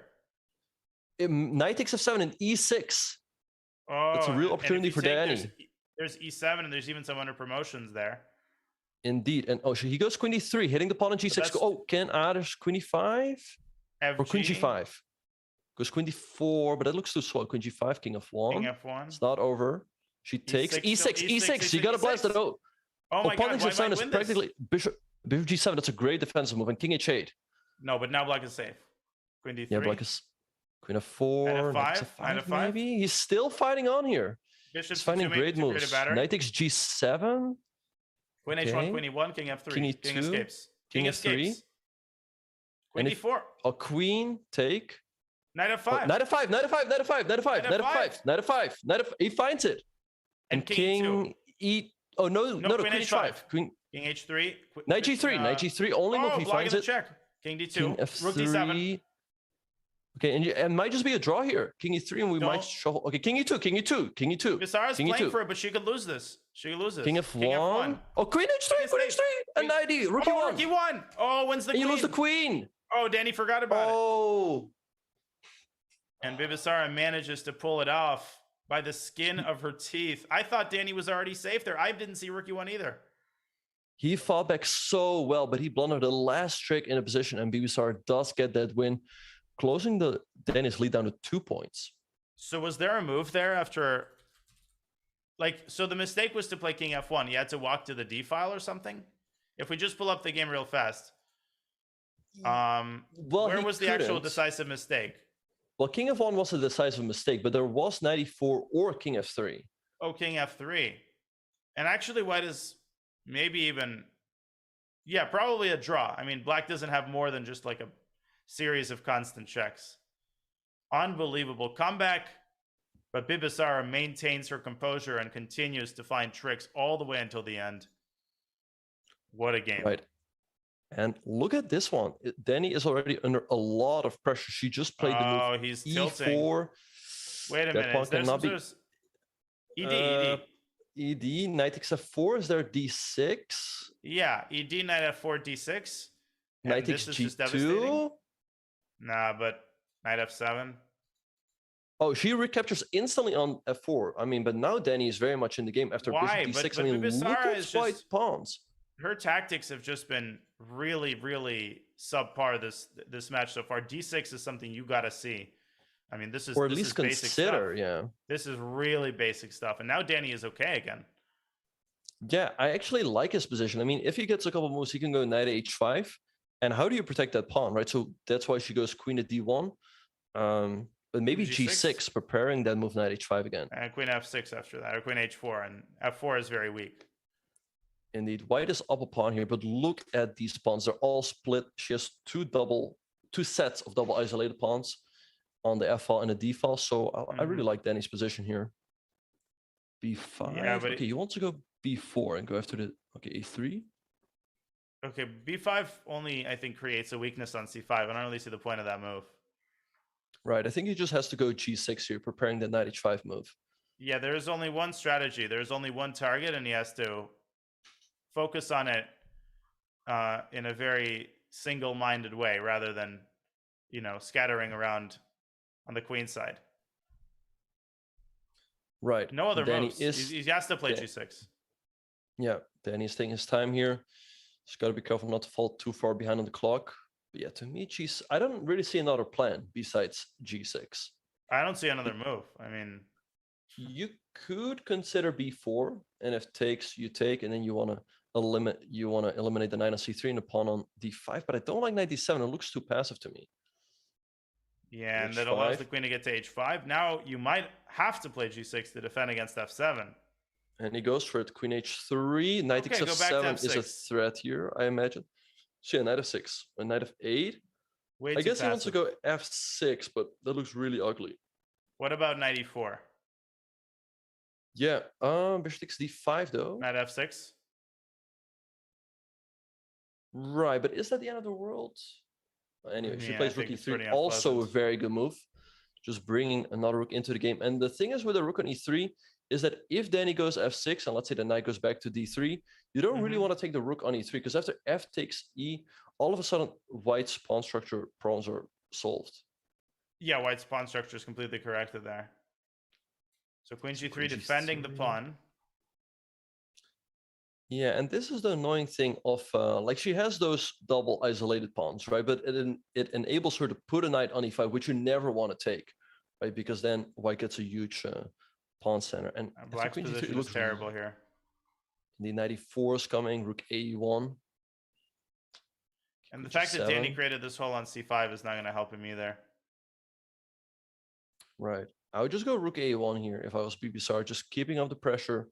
Let's make, yeah, and there she goes. Rook 88. Okay, but how does she continue here? I mean, anything looks good in this position. Even just something like h4, just to keep the tension. Yeah. And then h5 and try to shatter the king position eventually. She goes b4 to fix the queenside pawns.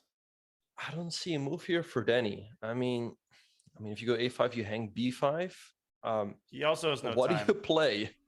And he's got no No, time. it's a terrible position. He was way too passive in the early middle game. He had a chance to go g6, knight h5, and queen f6. And instead, he kind of brought all his pieces back and gave white everything that she could ask for. Indeed. So, I mean, he's got to try to fight on here. I mean, 22 seconds is not going to cut it. He's got to make a move here because now he's down time and the position. a5, but knight takes b5. Trying to break through on the queen side, but it's completely innocuous for Rook for white. b1. I think that's only bishop a5. Okay, he's still hanging on. That bishop is coming around to b6, but it looks very fragile. Even knight takes c7, I think, is possible. Although there's a check on a1 at the end of the line. Yeah, their black is still very much in the game, I think, because you're forced to go bishop f1. BBSR still has a minute here. Very good technique by her so far. And I think she's calculating knight c7, because if that works out, then that's the most concrete line. And she goes for Where's d6, but D6? does this, okay, takes on g2 and takes on d6. There's knight c, you cannot take that that's knight, rook dead, b8 though. No, or just take and go queen d5. Oh, that looks so strong. Yeah, hitting the bishop on a5 and the pawn on f7 is simply going to fall, and then you're getting checkmated. It's over. gonna Queen find it? d5, knight f7, and she's up a million pawns. But and- maybe knight she misses it. And now Okay, that bishop gives d2 now. bishop Great d2. find by Danny. Oh, and And there's queen rook. If f6. she moves the rook to the wrong square, there's rook b1 and bishop takes f4. Or rook b1, queen f6, and that hits the knight and also hits the pawn on f4 with mate threats. Right, in case of rook f3. Yeah, where does she go here? I mean, this could knight takes f7. Okay, good find by BBSR. Check. King h2. I don't like the check Queen first though, because now Danny weakens his king. Right, and if she goes queen e4, she's hitting that rook with a tempo. Does queen But d5 this- work? Queen takes f4, king g2, bishop b3. Maybe there's no discovery there. Yeah, I don't see it either. 20 seconds for seconds for BBSR. She's also BBSR. getting very low on the clock here, and there's no easy way to continue here. Queen e4, She good plays move. queen e4. Takes, pawn takes. Okay, check. King g3. I thought queen h4 was a better option. Now the king is quite safe. Indeed, h5 by Danny. He's trying to get in the check, but the king is still pretty safe. Knight g5. Those knights are so annoying. No, She but can just take. takes. Take. There's no threats. It's all a phantom illusion. Yeah. Queen h8 doesn't do h8 anything. King g7. And now suddenly queen d5. And Rook b6. He's hanging on though. Queen c5. the problem is that even a queen straight is going to be going. Danny's going to flag right now. Queen c7 check. Knight g4. Knight g4. Knight g4. Oh, king g3. Rook e6, but he's just hanging the rook. Oh, he just blunders the rook. Yeah. No, it's over. Queen c8. Unless BBSR yeah. blunders her queen here. Or if she flex. Knight g7. Knight g7. No, now it's just gonna lose. But No okay, he's stalemate hanging on ideas only a either. couple seconds. Queen, Okay, move try the to- queen aside. Queen e6, takes good d5. move. This is a good move. e4, there's queen a3. 1 and some second, annoying you're going checks. to move. Take it. Queen f3 Oh, she and pre-moved keeps that? the queens on the board. Then he's got to try to hang on here, keep the game alive. Okay, she accumulated some time on the clock there. 96. Yeah, she's just shuffling her queen, which is good. Knight Check. g5 check. Back. Back to e6. Queen f5. Oh, he had queen f5. Okay, g5. check back. Now they're very close to repetition all of a sudden. King They're G8. very, very close to a 3-time repetition. Queen D7 would be a 3-time. Yeah, G5. Oh, He hung G6. another pawn. No, It's now hanging. she can take it again. Okay, don't trade. Oh, no. What is Knight Danny of 5. doing? No, this is lost. This is lost. And Bibisara, nerves of steel there, and she's going to win. Indeed, she was so close to flying, but yeah, a knight in game up 3 pawns. There's no way she's going to mess this up. I mean, Danny giving up G6, that was the last chance. He had to cling to that pawn at all costs. Indeed, but it's not over. Knight takes. It is. H7. There comes a queen. Yeah, just take. And it's over. And Danny's going to, I mean, Is with there 1 still a second trick here, increment. Danya? Unfortunately No. not. Unfortunately for Danny, there isn't. And Bibisara with yet another win, 3 in a row. And Danny looking up at the skies, asking the gods where he went wrong. But he went wrong in the opening, and then he somehow had chances all the way up until the end. Yeah. Yeah, he managed to fight back well. Bibisar's got to be a little bit more precise with her conversion, I feel. But yeah, he just got himself in too much trouble right out of the gates. Another one Wait, of she these messed up Grunfeld again. structures. She once again forgot to include the move A4, which she actually did in the first game. Yes, she did. She did. And now she's got holes on A4 and B5. Wait a minute. Danny had maybe 90. No. It appeared that there was some move there. Knight C7. Knight C7, Bishop C4 here. Oh, but Queen B6? Oh, but then Rook yeah, A6. no. But Queen Oh B7? my god. I feel like Danny didn't really calculate that move. Okay, but it also looks very tricky for Bibisar. Rook C8. She ties Let's see the what match with Danny- a win in this game. A4, that does potentially give Bibisar the B4 square. And we've seen that But kind not of right thing away. before. Bishop C7, Bishop C7, Bishop C7. Queen D7 But- and 95. Bishop B6 or 95, yeah. Oh, and if you take twice on B5, then you lose A5 at the end with a pin against the knight, which is quite devastating, actually. Well, you can take on C1 first, so you're still very much in the game, but I guess your suggestion, 95 wins there. So I guess after Bishop C7, she's forced Queen to give E8. up the Rook or Queen E8. Okay, he goes Okay, for it. we're about to find out. Just don't go Queen D7. It's very easy to forget about 95 here. Right. And she gives, okay, Danny has to take with the knight, and she can take on E2. So it's still very much a game here because black is a pawn and the D4 pawn is isolated. But why? Bishop C4, we go Rook takes. That's what she was thinking about. Now maybe 95. Yeah, good move by Danny. And that bishop can suddenly get trapped after, let's say, E6, maybe Queen E3, and all of the squares are covered. Yeah. Yeah, that bishop has no good prospects. Clearly insufficient compensation, but Bibisara first has to extricate her bishop and avoid losing further material. Indeed. So let's see what she's going to go for. Both players have around 2 minutes here. I would think E6 looks quite natural. Yeah, like you said, the bishop has the A6 square because it's protected by the knight, so Queen E3 is not actually such a big threat. Right. But I would think that if white is able to stabilize here, get control over the C file, then he should have great winning chances. Mm-hmm. He's also up half a minute on the clock now. Yeah, Sarai is not finding a satisfactory move here. Yeah, E6 you have to play, because otherwise you're going to deal with problems with your D5 pawn as well, and you can't really afford that. And she's got to make a move here. She's getting almost down a minute on the clock. Big game here. Danny has to win this to keep the lead to at least I agree. a decent amount. Yeah, if Bibisara wins this game, it could get really, really tough for Danny. And she goes Whoa. knight to D7. Okay, but doesn't this hang the D5 pawn? Knight to Yeah, D5? but do you take it immediately or do you take on D7 first? That is a very good question. Well, if you take on D7, is there the intermediate bishop C4? Oh, knight D7, immediately bishop C4? I would think so, yeah. Yeah. So and then- why not just knight takes D5? I mean, it opens up files, and that is what you want if you have the rooks.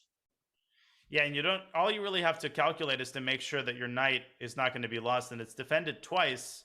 And after knight D5, knight E5, it's attacked twice, defended twice, totally safe. White is just winning in this Danny's- position. Yeah, Danny's spending a lot of time here, but I think knight takes d5 should be a pretty easy calculation. He's overthinking it. Yeah.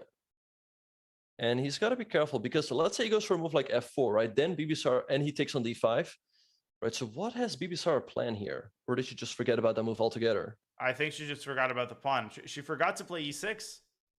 I mean, she Yeah. had to start with e6, whether she liked it or not. Now her entire position is collapsing. And as you said, when the position opens up, the extra exchange makes its presence felt like nothing else. Indeed. So she takes on e5, I guess just recapture for Danny, just keep it simple. And yeah, she can take, I was actually thinking, if she takes on d5 and takes on e5, does rook e1 just end the game? I think it does. It skewers the two bishops. Yeah, so looking really tough here for Bibisar. Perhaps she has to take on d5, then go e6 first. But still, bishop g2 and queen takes d5. But that's not as good because takes and bishop e5. And there's bishop takes But then- b2 with tempo. But then rook a2 at the end. But perhaps Bibisar can take and go rook to d8, hitting that bishop Yeah. first. But then maybe Danny just goes bishop c4, trading off those bishops. Black Well, is then still hanging on. Then I take on c4 and take on e5, and I try to infiltrate to d2. And I feel like black's got pretty significant drawing chances there.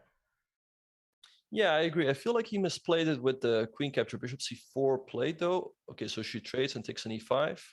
Yeah, Rook- then you just kind of assume that all queen trades are good without considering the specific circumstances. Yeah, and I feel like he could also go rook to e1, right? But Bibisar could just go bishop to d6, plant the bishop on c5, and then how is white ever going to make progress, right? Yeah, and if white overpresses and like allows a rook to d2, I've seen these types of endgames before be lost. Bishop I mean, d6. sometimes you get rook d1, frustrated. rook d1 to stop Yeah, bishop c5. stopping bishop c5. Great find by Danny. Yeah, because now, actually, okay, rook c6 here, rook b8, and maybe rook d5, although there's still bishop c5. Although- But then rook d7, we get active. Yeah, rook d5. Now it's too late Here because the comes king the is getting to king. d7, and Danny didn't really try to make the most of that. h4, maybe rook d5. Okay, take. Okay, rook A5? b5, I guess. Or a5. b5 though, b5 only move. King c6. Now rook check. c1. Oh, Rook check, c1. check. Yeah, but there's still bishop Bishop c5. c5. Right, and b, rook c4, rook b5. You're barely hanging on, but it looks very There is- close. There is a winning move here, apparently. Rook It's rook c4. c4, he takes b6. Oh, But but you it's can still still not take with the over. bishop and then rook b4 back. But the problem not is that over. as soon as you play rook Oh, rook cb1, the king will move back, and she's gonna flag. Oh, check. Rook Check, d8, rook check. d8, and rook e1, rook e1. Rook Wins e1, the it's bishop, over, rook wins the e1. bishop. And Danny with a huge win to extend the lead back up to 2. Yeah, that was a very important win for Danny. You know, not only for the match score, but also for his confidence. And we see Bibisar switching it up here with the move a3 on move 4. Mm-hmm. Yeah, a3 and move 4. This is known as, I think, Petrosian variation. It's been around for many decades. It used to be very popular in the 80s. And Danny recaptures with the pawn. I feel like the more fashionable move is knight takes d5. But Danny has essentially decided to go for this structure in every game. Indeed. Yeah, but I do feel like white is generally just a bit better because of the pawn structure. And I guess she had a bit of a thing. Maybe she was considering queen a4 check. E3 castles, bishop d3 looks very natural. I feel like she was overthinking the opening there a little bit, right? Yeah, you just got to play naturally. Queen c2, Right. castles, knight e5. And once again, I think white probably is a tiny bit for choice, but Danny seems very comfortable with these types of structures. And now he's preparing c5 with a lot of piece activity. Indeed. Yeah. Knight b5 by Bibisar. That could be a tricky move. After a6, knight I guess a7. knight a7. And then Rook knight a8, knight c6 and rook c1. c6. Indeed. Yeah. And white has tremendous pressure there on the queen side. Because your pawns are kind of disconnected, right? The pawn on d5 is sort of cut off from the chain. And especially with the knight landing on c6, you can never put your own pawn there. If Danny had managed to squeeze in c5, then none of this would have been possible. Now the knight gets to c6 and permanently blockades the pawn on c7. Yeah, so great find by Bibisar. So rook to a8 looks like the only move here because otherwise white is actually going to take that pawn on c7. So then he's just got to play it and accept a worse position. And he's got to play quickly. He's got to quickly realize that Yeah. it's the only move. Okay, knight c6. Taking looks terrible because I don't see how you're defending Queen d5 or c7. So I guess queen to d6 or e6, yeah. Yeah, rook ac1, securing the knight on c6. But maybe rook f e8, preparing rook e6 to get rid of the knight? Yeah, and protecting the knight on e4. White is sort of threatening to take twice. I don't know if White is even going to do that if he has the chance, but it's something that it's an additional headache that Danny has to worry about. Yeah. Okay, Danny's got a move here, though. Rook f e8 looks natural. Yeah, there's also f5, but that creates a gaping hole on e5. In fact, knight fe5 here looks interesting.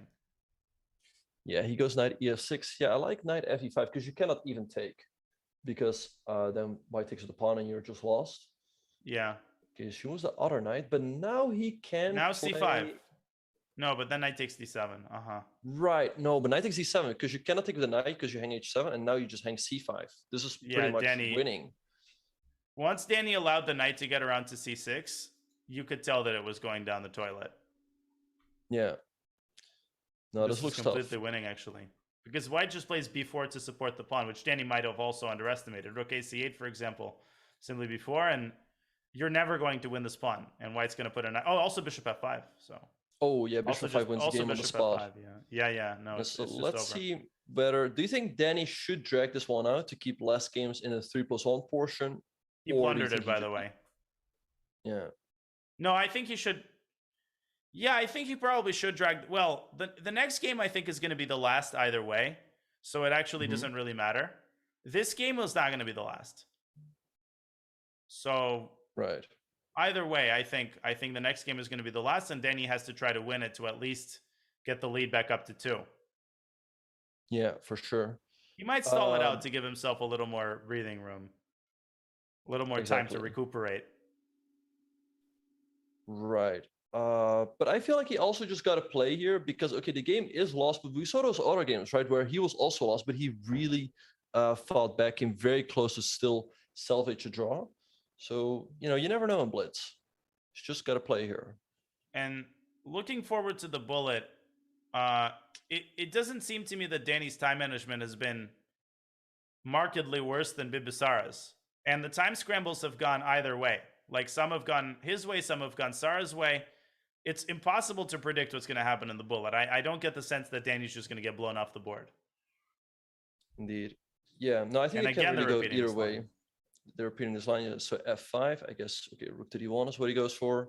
Perhaps she's going to push that a pawn again. Okay, queen e8. So I guess Sara wants to play this very aggressively. Maybe just g5, queen h5, maybe rook f6 and rook h6. Just go she wants to tie the match. Yeah. She wants to tie the match. I don't like d5 by Danny because it doesn't really do anything. I mean, it opens up the bishop. c5 by Bibisara. Well, Danny has to try to get rid of this bishop and go like rook b1, b3, bishop b2, but you can't even do that because when you play rook b1 and b3, black is going to have a fork on c3. So you just can't quite untangle your pieces that easily here. Right, so maybe he's got to try to get rid of the knight on e4 first. He goes knight f1, but what do you think his idea is? Maybe knight g5 or stop g5? Knight e6. Hard to say. a3 stopping knight b4. Bishop d7, great move by Bibisara. Bishop a4. Bishop a4 is a threat. And did he just blunder that? But you do get compensation because we go b3, you give up the rook, but then you take on a4, you take on e4 in one order or another. Don't go knight b3 there. That would have self-pinned the knight. Okay, so he's forced to go for this exchange sack, and it's actually quite good. Yeah, because if you take an e4, we take the bishop, then we're going to capture the pawn on e4 later on. And, with the knight hopping around with knight e3, knight g4, white definitely has some play. The other thing is after fb4, ba4, the pawn on e4 cannot be defended. So white's going to get an additional pawn for the exchange. And the knight on a6 is really, really bad. It has no prospects. Oh, bishop and bishop h6 now, or knight c3, because bishop h6, bishop g7. But knight c3 traps the bishop. Great move by Danny. And sooner or later, Bibisara will have to give it up. And then, followed by bishop b2, Danny has great attacking chances on those long on that long diagonal. You're going to have a permanent attack on that diagonal. And I actually would go so far as to say black can be lost very, very quickly here if he's not if Bibisara is not careful. Like, bishop h6 is a threat, by the way. Oh, she gives up the bishop at queen takes c3, bishop b2 is Don't I a hate it, huge what? threat now. Oh, I These was gonna say, don't positions? you hate it when you're oh, bishop b2, bishop b2. Okay, 6 Bishop will be b2. forced.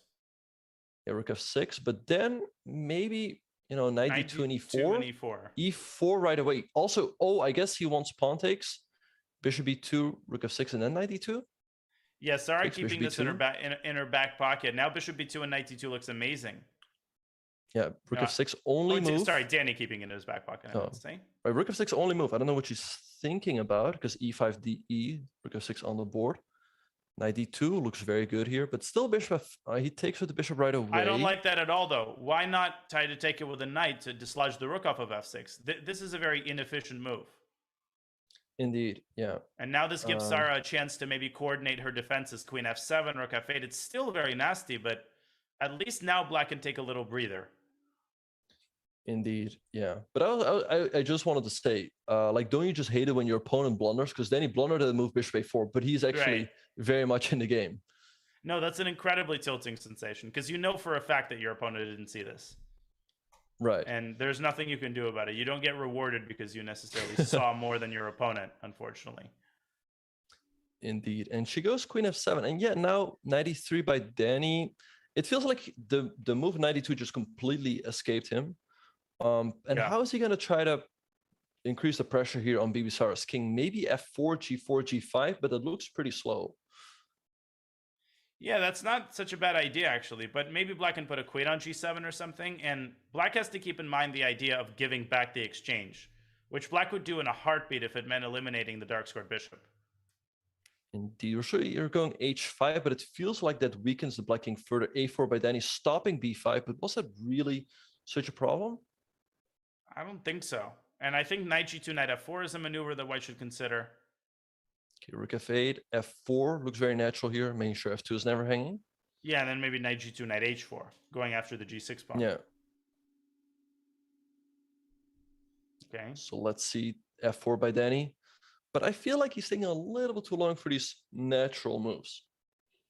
Yeah, f4 is something that white could have played in a couple of moments, but now Sarah, with her back against the wall, she's got 41 seconds on the clock. Okay, knight e8. I like that move a lot. She's bringing the knight around to g7 to defend. Knight g2 Knight by G2. Danny, but now knight Bishop g7. f5 maybe? Or bishop f5, yep.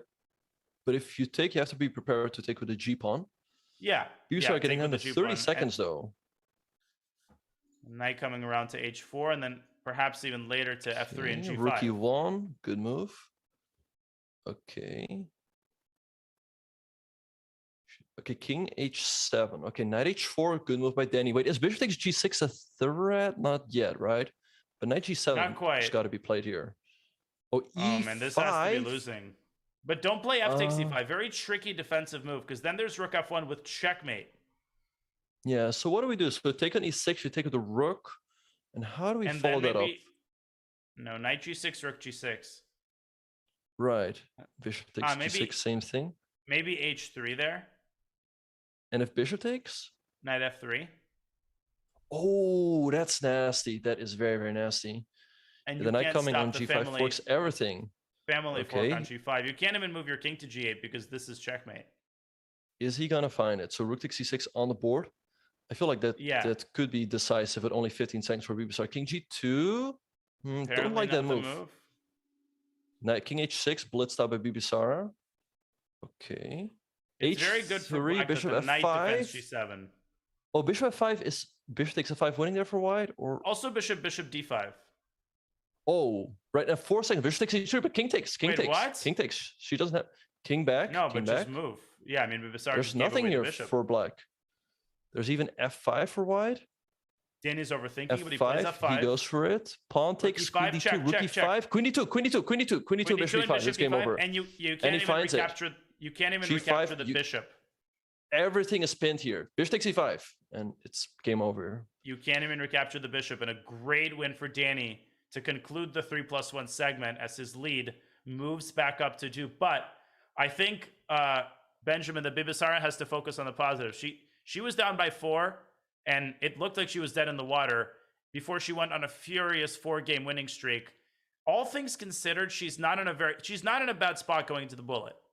What do you think? No, I don't think so either. I think really anything can happen. Yeah, the last couple of games have been very crucial. Danny getting back into the match and taking his lead.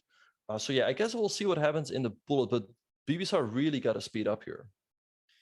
She has to speed up. I'm very curious to see who will be the one experiencing problems with their clock and bullet. It's very hard to say because in various games, we've seen both Danny and Bibisara play really, really fast in the opening, and we've also seen them struggle on the clock. So it's totally unpredictable, and that is why we watch. So do not go anywhere. We are in for a very exciting climax to this match. It's a 2-point lead for Danny Rensch. You're watching the I Am Not a GM Speed Chess Championship. We will be back with the final 1+1 segment on the other side of this short break.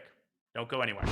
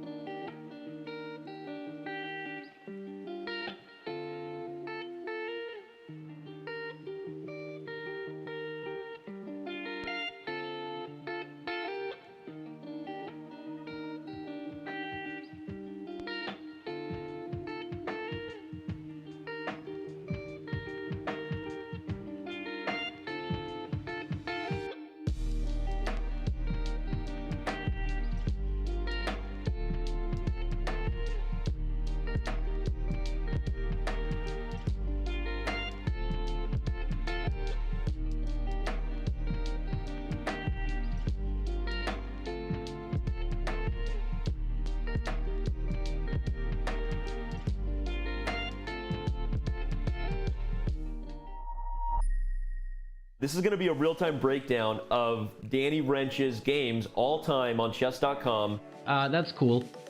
Oh! In the last month, I am playing 83.12. I'm less accurate than them in every stage. Yeah. Man, that stings a little You bit. should Okay. do the more game review. Okay. Yeah, thanks a lot. Okay, so Tuesday sucks. I gotta stop playing chess on Tuesday. Oh, it's because it's Title Tuesday. Look how many blunders there were back in December 2020. And now December 2021, 1,600. Don't look at this number. look at this number. Best. Let's go to tactics. Mates. I'll probably need to work on these ones. Yep. Every single rook fork that has presented itself to me, I have found. No one has a higher percentage of rook forks than I do. Yes, correct. These are literally the knight forks that you missed. I missed knight d6? You saw it just now. What the is wrong with me? I could have done here and then taken this pawn, and I'm winning because my pawns get held together. That's probably the coolest part about this feature. Like these positions against Hess? Rook there for rook e2. And he blunders mate in one. Oh my goodness. I'm awful.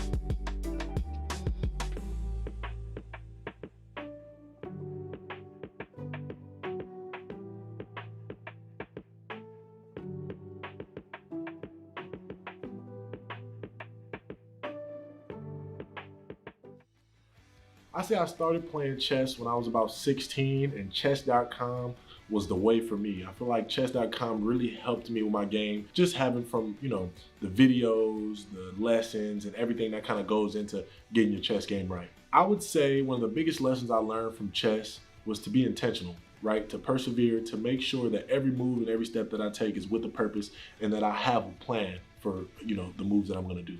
I feel like the biggest correlation between chess and football is having a plan. You need a game plan going into a football game, and it's the same for chess. So just being able to stick to that plan and to execute it to perfection.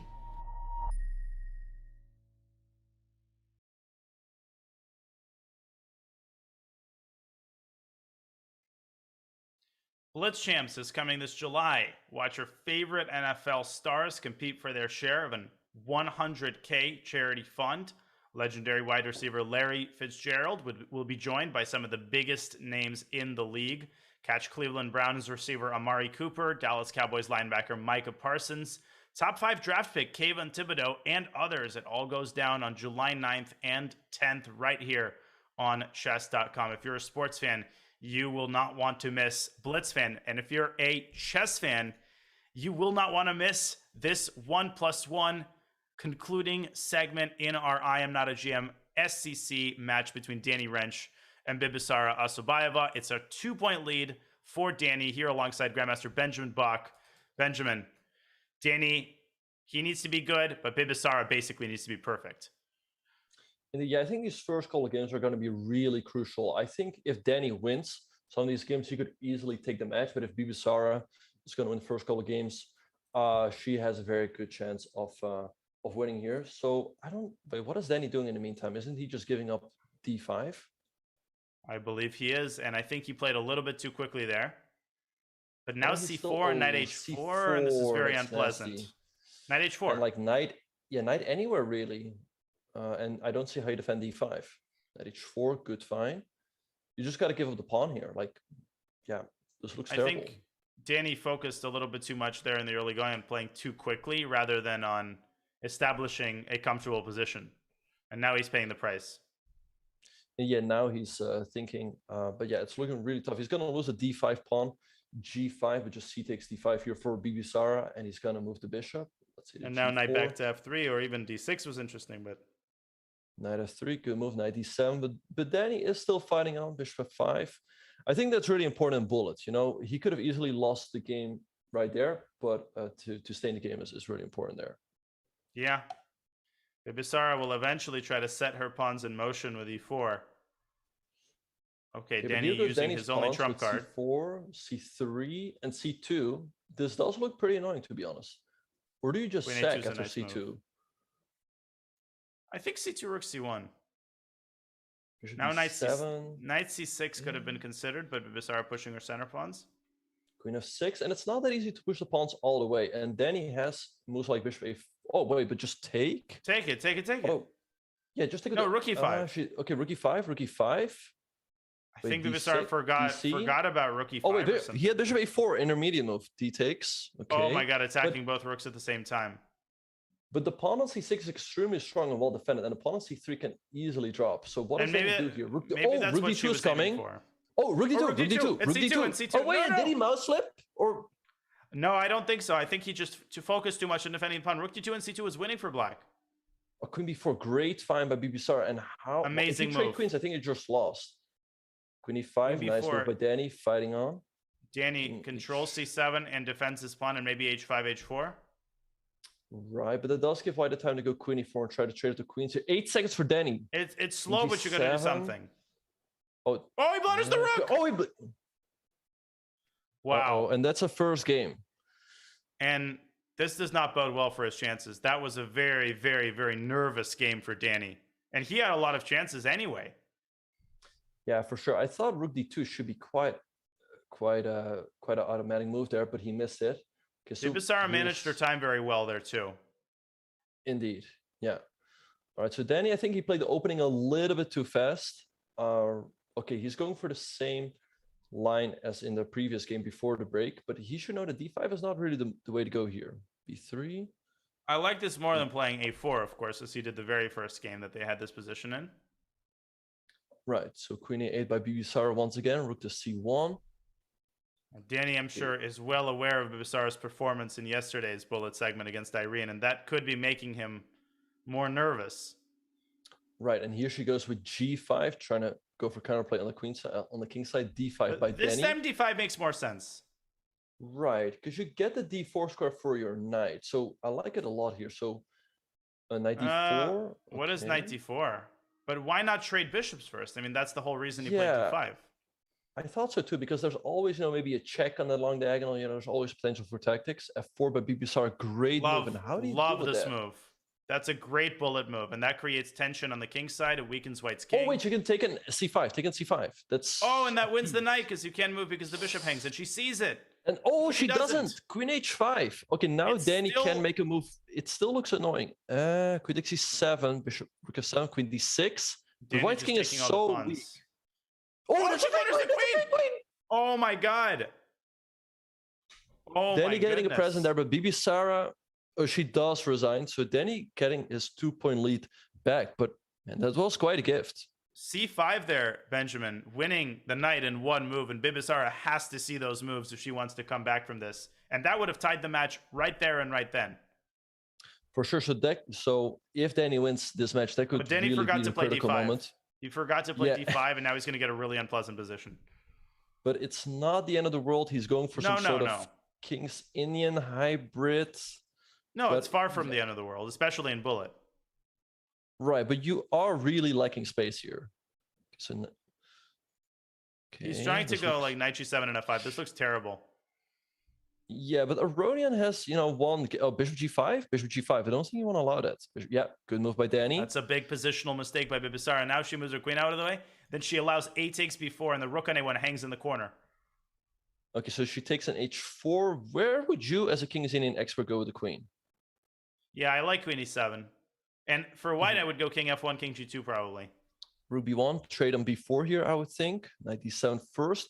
I kind of like this, to be honest, for Danny. And he's up 30 seconds on the clock. Yeah, and for Bibisara, it's difficult. Like, where do you go with the king, right? I mean, you can maybe just keep the king in the center, but you for sure cannot go kingside castles because you're 20 just seconds. overextended. She's treating this like a 3-minute game. F3. She's got 40 seconds on the clock. Danny's really got to take on b4. Just take on b4. And Yeah, queen g5 and rook a3. No, but not immediately. Oh, okay, but rook a2, keeping some tricks in the position. Yeah, He's he got to keep up the rushed it. pace here. He's got to keep up the pace. Queen g5 is a big move that he has to play sooner rather than later. Right. I mean, where else do you go with the rook? Right. So I think a2. Yeah. You just got a rook a2. Okay. Can she take? I feel like that's going to run into some sort of tactic. Especially given the time situation. Queen She goes h3, She queen wants g5, knight e8. Okay, if hg, fg. And he defends upon a c7, by the way. Knight f3, maybe c6, bishop a6, also possible. Knight c3, though. Rook a3, king d2. Connecting the rooks and rook a1. How Rook do a1 is we- coming next. How do we create counterplay here? Queen f6. Oh, but now Oh, hg. HG. Takes on bishop c8. Don't blunder the Check bishop. first. Bishop c8. Knight b8 looks way too passive. Knight e2. Knight e2 is the threat. Knight Knight e2 g7. traps the queen. Benjamin, knight e2 traps the queen. Yeah. Bishop c8. Great find by Danny. No, but still. It takes. What? Oh, rook c8. Rook c8. What? She blundered a queen. Queen takes f3. The second game in a row she blunders her What was queen. that? Oh my god. What was queen takes c8? I mean, winning on the spot there with knight e2, she could have won black's queen, and instead she blundered her own queen. I've never seen anything like this. I think it's just because that c8 square was defended for pretty much the entire game, but then he had just played knight g7 the move earlier. So I think in her mind she just forgot that now the There's a square is rook on covered. f8. I mean, that is just so uncharacteristic from Bibisara. And she's playing very well in the first stage of the game. And then all of a sudden, she has just a mental slip of epic proportions. And Danny's up by 3. Yeah, Unbelievable. And I like this position here for him. It looks nice and solid. Black doesn't have any, active plans. Bishop d7, perhaps d5 at the right moment, opening up that bishop. But it also opens up the bishop on g7. This is a very pleasant position for white. Yeah. I'm sure d5. King's Indian players love to play against systems like this. Oh, yeah. I have a wide smile on my face, and I'm facing the Trumpowski. All right, Okay, knight but e4. I kind of like the way Bibisar is handling this. Knight on e4. Maybe like... Right, Wait, c5, but this opens up the bishop on g2 after some trades. I don't like that move from a practical standpoint. You know, Yeah, given the fact light that it's a squares. bullet game and you're weak in the light squares, yeah. But it is a free pawn. Okay, bishop c6. Getting the bishop to the center. Yeah, you park the bishop on d5, and then you just go h5, h4, and it looks tough for white, practically speaking. Queen e2. You can also throw in b6 at some point to get rid of this knight. Not that you have to. Rook e8. Okay, h5, good move. I like how Danny has handled this. You know, bringing his king over to the king side to defend all those light squares. e6, knight. The knight on b3 is always loose, and it doesn't have. Okay, a5, maybe just take. Very Get that c5 square again. He sinks the queen into b5. Rook takes c8 as a threat, and queen takes d5. Don't blunder the piece. He blunders a piece. Oh, the rook takes c8 and bishop. Another blunder. Take it. Is he gonna take it? Wow. He's up a full piece here. Can he bring home the? She's in her own head right now, and it's not over. That pawn on a3 is very strong. Queen b4. She's got counterplay. Indeed. Maybe just knight queen c3. Great move by Danny. Bring the queen Rook back a1. to defend. Okay, one. But yeah, as soon as that pawn disappears, she can. I feel like that resignation is slightly premature, but perhaps I don't know about that because she feels that it's completely lost and every second is golden, and she's down now by 4 points. She has to basically be perfect the rest of the match. Indeed, yes. So let's think. There's 50 minutes on the clock. That's plenty of time. 8 games, right? It's still plenty of time. But if Danny wins another one, then it's gonna get really difficult. Yeah. Well, then we get into the territory where you start bleeding the clock every game. Indeed, yeah. Because actually, I just realized the game is not 2 minutes; it's more because of the increment. Wait, yeah, knight b5 again? It can be all the way up to 4 minutes. Oh, and again he missed this. Danny repeating the mistake. Tough. C6 maybe. And if takes rook c7. Yeah, that's the idea. But then knight b5. Oh, and he misses it. Okay, does she go for it? It's tricky though. Oh, and she sees it. Great find by Bibisar. I mean, she spots the really complicated tactics instantly and blunders the pieces in one move. Yeah, now she just basically has a queen's Indian with an extra pawn, so this looks great for her. She has to convert this one. Yeah, this has got to be one. Queen b3, good move, keeping pressure on the pawn on b6, bishop a6 by Danny, but just e3 and the bishop is staring in the dark.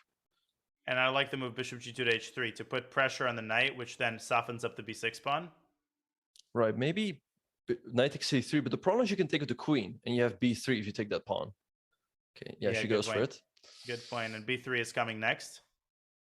Indeed, yeah, this is going to be really tough for Danny, keeping his... he goes for c5, but I feel like that's going to backfire. b3, okay, bishop a6. Well, he already needs to milk as much clock as possible. Right, okay, knight takes... But, I mean, he's got some tricks here. Okay, just move the queen, let's say the f6, and you threaten knight to d3. Queen f6 on the board. I'm worried Bibisar might grab this pawn. Okay, but queen d4 looks like a very strong consolidating move. But still, maybe knight d3, rook c2 coming, queen e7. I think it's good to keep the queens on the board. Maybe knight h4, knight f5, and bishop takes d5. That looks like a great plan. Yeah, but 19 seconds for Bibisar. She takes the pawn. Oh, rook d8, followed by knight d3 with some tricks here. She's given black a ton of counterplay, but still, it looks like black doesn't have anything concrete here. Rook c5 maybe, but then queen g4. Yeah. Knight b4, rook takes d8. Great pre-move by Bibisar, but now the rook's under attack. Okay, rook e1. Danny could take on a2 and try to go queen b4. Knight c2. Oh, queen a3. What a find! Take rook d1 is coming. She has to keep the rook. Where do you go with the rook? Where do you go? Where do you go? Rook b1, queen a2. Oh, what a move by Danny. She's winning. Rook f1, but take. F1. Take. Okay, bishop c4. Bishop c4. Oh, but then check. Oh, rook d1 and knight e3. Oh my God, great eye. She doesn't see it, he misses it. He's going to have trouble with f7, though. Now it looks very tricky. Knight e5, queen e1 is a terrible move. Now he has no way to defend the pawn. Queen h3, queen h3. And what do you do? How do you defend f7? Queen e4, but bishop takes... Oh, don't go to h7. King h8, but you lose the... Oh, only move. This is the best chance. This is the best chance. Queen f4, great move by Bibisar. Queen d5. No, but Danny... No. Danny this with is a not how conceptual chess mistake works. there. Nope. b4. I would have taken 92. B3. That would have given I Danny. thi- Oh, B4! before. Oh my God! He keeps the What pawn is on the she board. doing? And Danny's And going with to the pawn. 2 seconds, knight takes b3. This is It's okay, knight. anybody's game. He can win this. King G6. It's still 96 good move. Knight back where's to he going? C5. Knight I mean, a C5? draw is a terrible, 93. terrible result for white King here. what is King H5? King G4. Okay, King G4, great move. I think he's gonna 1 save the draw second. here. 94, He might win. 93. Benjamin, he might win this. She's going to flag. B3, push the pawn. Oh, she's going to flag. Oh my God. Oh my God, she flagged. Oh my God. goodness. I cannot believe she lost that game. I think that's the match right there. Then he takes a 5-point lead with 11 minutes on the clock. I mean, I don't see her coming back from this. She was completely winning that game. And Danny pulling exactly the same kind of performance that Bibisara pulled off yesterday against Irene. I mean, that's just crazy. How did he win that? And she's That is just allowing insane.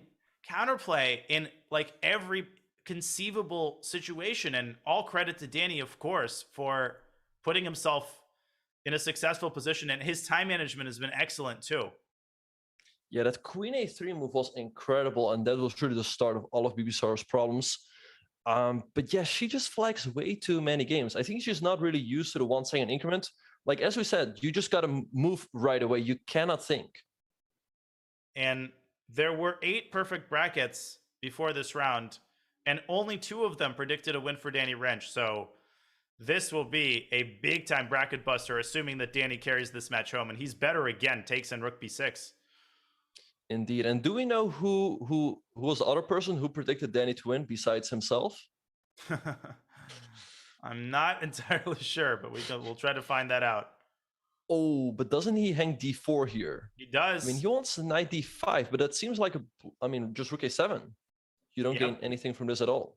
Rook A1 is on Rook deck A1 as looks, or Bishop takes D4 and Rook A2, hitting the knight and potentially the F2 pawn. But then he's just got to hang out. Rook B8, Rook A2 looks crushing. Danny just has to take as much time off the clock as possible. Yeah, he is getting crushed this game. Yeah, knight B3 though. I mean, you take an F2, but King of 1, it's not over just yet. And as you mentioned, just keep draining the clock, and then King H1. Okay, there's no check in the back rank. Knight F6 is a threat. So King G7. King G7, great move. And okay, Bishop F3. G4. This looks tough. G4, Bishop D1. Rook B2. Okay, Bishop C6, also a good move. Maybe followed by Knight is F6. Yeah, she's gonna win this game, that's for sure. But then he's just gotta drain the clock as much as possible. I think she can still I still think she can come back. Yeah, because remember, the key is that you have to start the game with still time left on the clock. So even if there's 1 second left and the game begins, it counts. So it's not like you have to Bishop win. E6. Oh, and that ends the game. And she has to find that. And she does. But what were you saying? Like, you just have to keep time on the clock as soon as the game starts. She doesn't actually have to win 5 games in 8 minutes and 20. She has to win 4 games in 8 minutes and 20 seconds. So that makes it a little bit more manageable. Still might not be possible. Knight G4. She just has to get down to business here. Yeah, Knight G4, good move. And yeah, it's getting really tough here for Danny to further prolong the game after someone like... Well, he should stall. Bishop G1. Okay, King H4. He should build up as much time as he can and then stall. H3, Rook takes C2, and that might be Bishop. Okay, he should have stalled there, yeah. He could have taken another 10 seconds off the clock, but 7:45 left. And he actually had Bishop takes A5 if he wanted to prolong the game for one more move. Bibisara, by the way, pre-moving C4. Okay. So she has to win, and she has to win relatively fast. So the only thing she can control, of course, is how fast she plays, and she's playing pretty darn fast. Indeed, and this game is going to be crucial. If Danny wins this game, I think it's match over. Oh yeah, for sure. If he loses, at least, as you mentioned, he's got to drag out this game as long as possible. Move.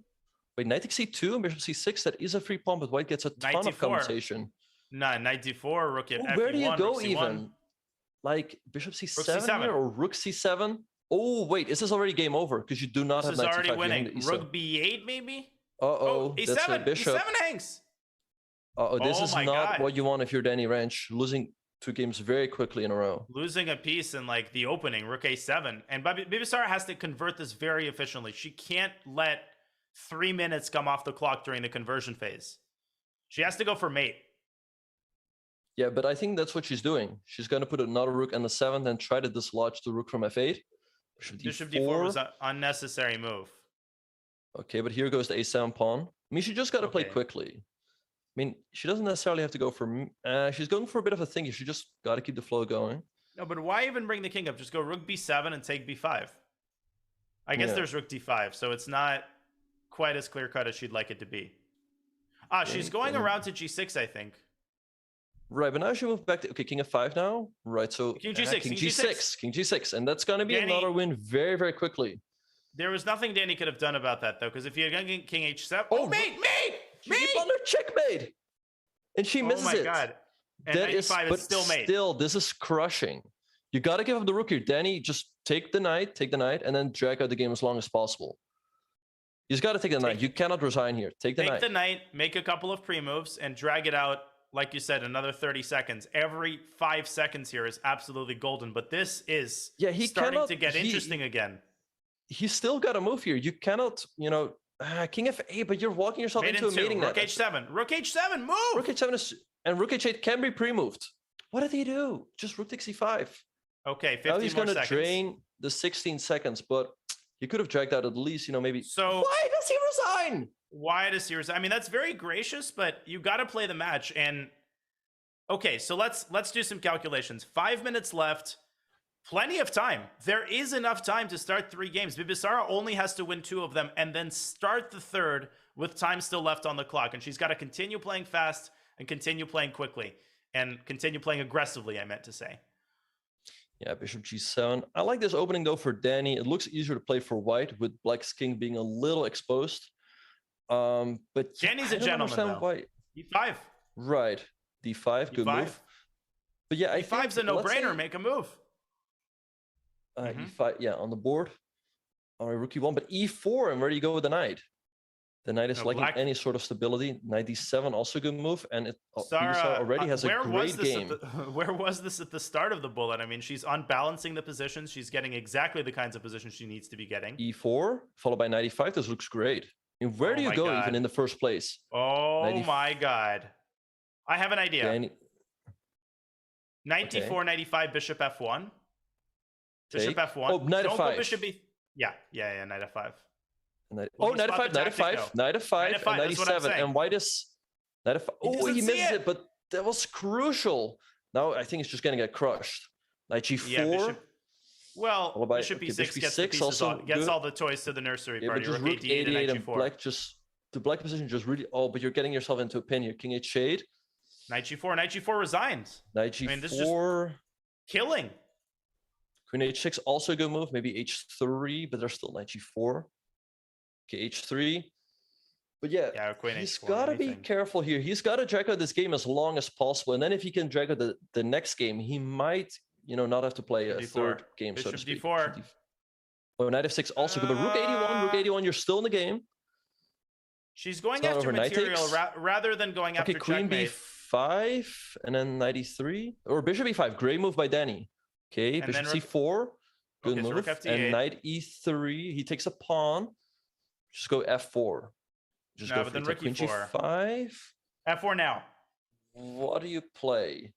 I don't see a move f4 is here. a threat. F4. Bishop b3. But take an e4. Take an e4. Bishop h3. Bishop h3. Oh, queen e7. Oh, great find by Danny. What a move. What an incredible move. Because takes, and the bishop defends the rook. That's why he played bishop b3. Indeed, and you might get into a lost endgame, but that's going to take Bibisara too much time to think, I think. Yeah, I think Danny has done just enough here to stall out the clock just enough. Can Bibisara win this in like 30 seconds? I don't think so. I mean, knight c6, it actually looks tough. Knight d5, good move. Bishop b5. Oh, take an f4, take an f4, and it's equal. Oh my God, that pawn was hanging. f3, though. What do you... g4, now she's got to be winning, but only 5 seconds. Knight f4, knight f4. Knight f4, great move. Bishop b3, knight h5. Knight h5, knight h5 is mezzo. Indeed, and it's really anyone's game. Knight g3, knight g3. Oh my God, he's better. Oh, take it. Knight g5. Knight d6 though. Knight d6. Knight f7, and he might be drawing this game even. And this is going to take an hour to win. Knight c4, knight d2. Oh, king f4 though. Wow. Bishop c3. Is this a draw in case of a trade? White is No, it's lost. Wait, White's winning. King C3. How's I think. Okay, King C4, King D3. Just, but do you pick up the pawn? King C5. Do you take? Okay, King C2. It's a draw. Yeah. Draw. King C3. Yeah, and he can even stall this out. King B2. No, it's over. And this is the clutch game. This was the clutch game. Yeah. Now Danny's just got to stall before he goes King C3 or King D3 because that is going to be a threefold. Yeah. This was the clutch game. Indeed. She's and the match is over. Gonna win 3 games with only 1 minute and 15 seconds on the clock. It was an epic attempt at a comeback, but at the end of the day, the lead was just too big. And that game, had Bibisara delivered checkmate within 30 seconds in that game, it would have been she would have had a chance, which is Indeed. crazy. But yeah, as soon as Danny got to that endgame, there was just no chance for Bibisara to win the game quickly. And yeah, there's just not enough time to come back in the match. Right. And what an incredible performance in the bullet by Danny. He basically kept a lead for most of the match. And he's been a beast in the I'm Not a GM. He's played some incredible chess today. And yeah, this will probably be the last game of the match. But what a shocker. I did not expect Danny to win this one. No, I didn't either. I don't think anybody did. No, I mean, a lot of chatters were like, "Oh, this is a tough match for Danny," but yeah, he showed that he's very capable of putting together a great match.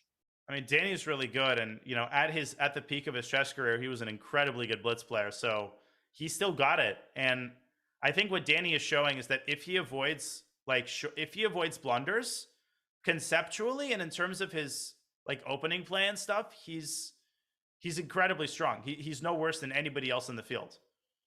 Yeah, so who knows? Maybe he can go all the way. That would be what a story that would be. Yeah. Okay, so this is officially the last game. It's cosmetic. It's a moot point. Danny will win either by 3 or by 2 or by 4. But okay, this end game is probably fine for Black. Rook B6. Oh, but Rook B1 now. There was Rook B7. And you're the pawn could easily just promote, and you might just not even be able to sacrifice your rook for it. Yeah, and as somebody in the chat is pointing out, it's not just that Danny, got lucky in the bullet or something. He was leading prior to the bullet as well. He outplayed Bibisara fair and square, and she's going to be very disappointed in herself. There were a lot of blunders. Benjamin, some of those blunders in the bullet were just real howlers. Indeed, just those 2 queen hangs, those were crucial, and in a row. That gave in a row, yeah. Yeah. Okay, Rook A7, it's winning for White. Yeah, in the meantime, she's winning this one. But yeah, Danny, he did get a bit lucky there that Bibisara hung her queen 2 games in a row, but overall, he's played great chess. I mean, he hung on in some really tough games and just took his chances when they, presented themselves. And you just know that Danny is going to be a gentleman in the interview, and he's going to be modest and humble, but he should be proud of himself. It's not that easy to put together a match like this, especially when you're out of practice and you just don't get regular bullet practice. So I'm very impressed with Danny's performance today. For sure. And yeah, he was also a gentleman during the match. I mean, there were some games where he was lost. He could have bled out the clock, but he just, pressed the resign button. He is going to lose this game. I guess he must know that the match is over by now. Yeah. And the players are aware of the match clock. They have a link to a timer, so they're always able to check where the match clock is at. And Danny's going to play till mate, just in case. Queen G5. And the match is over. Danny Rensch, he keeps the 2-point lead with which he entered into the bullet. He wins yet another I Am Not a GM match to advance to the semifinals. Benjamin, hats off. Hats off to Mr. Rensch today. Yeah, incredible play by him. I feel just really his, tenacity in lost positions brought him the win. What do you think? I think it was his tenacity. I think the fact that, as I said just now, he avoided the blunders. I mean, I don't really even remember all that many one-move blunders in Blitz. He really cleaned up compared to his match against Justice, where he missed a lot of back rank mates and there were some forks. So he cleaned up his play. His tactics were on point, and a lot of his quick decisions were really, really good. His time management was excellent throughout the match, and we will ask him all about his approach to the match. We'll have Danny on for an interview. So, ladies and gentlemen, we hope you enjoyed the match. We'll have Danny here. You're watching the I Am Not a GM Speed Chess Championship. Congrats to Danny Rensch, and we will have him here in the studio for an interview on the other side of this short break.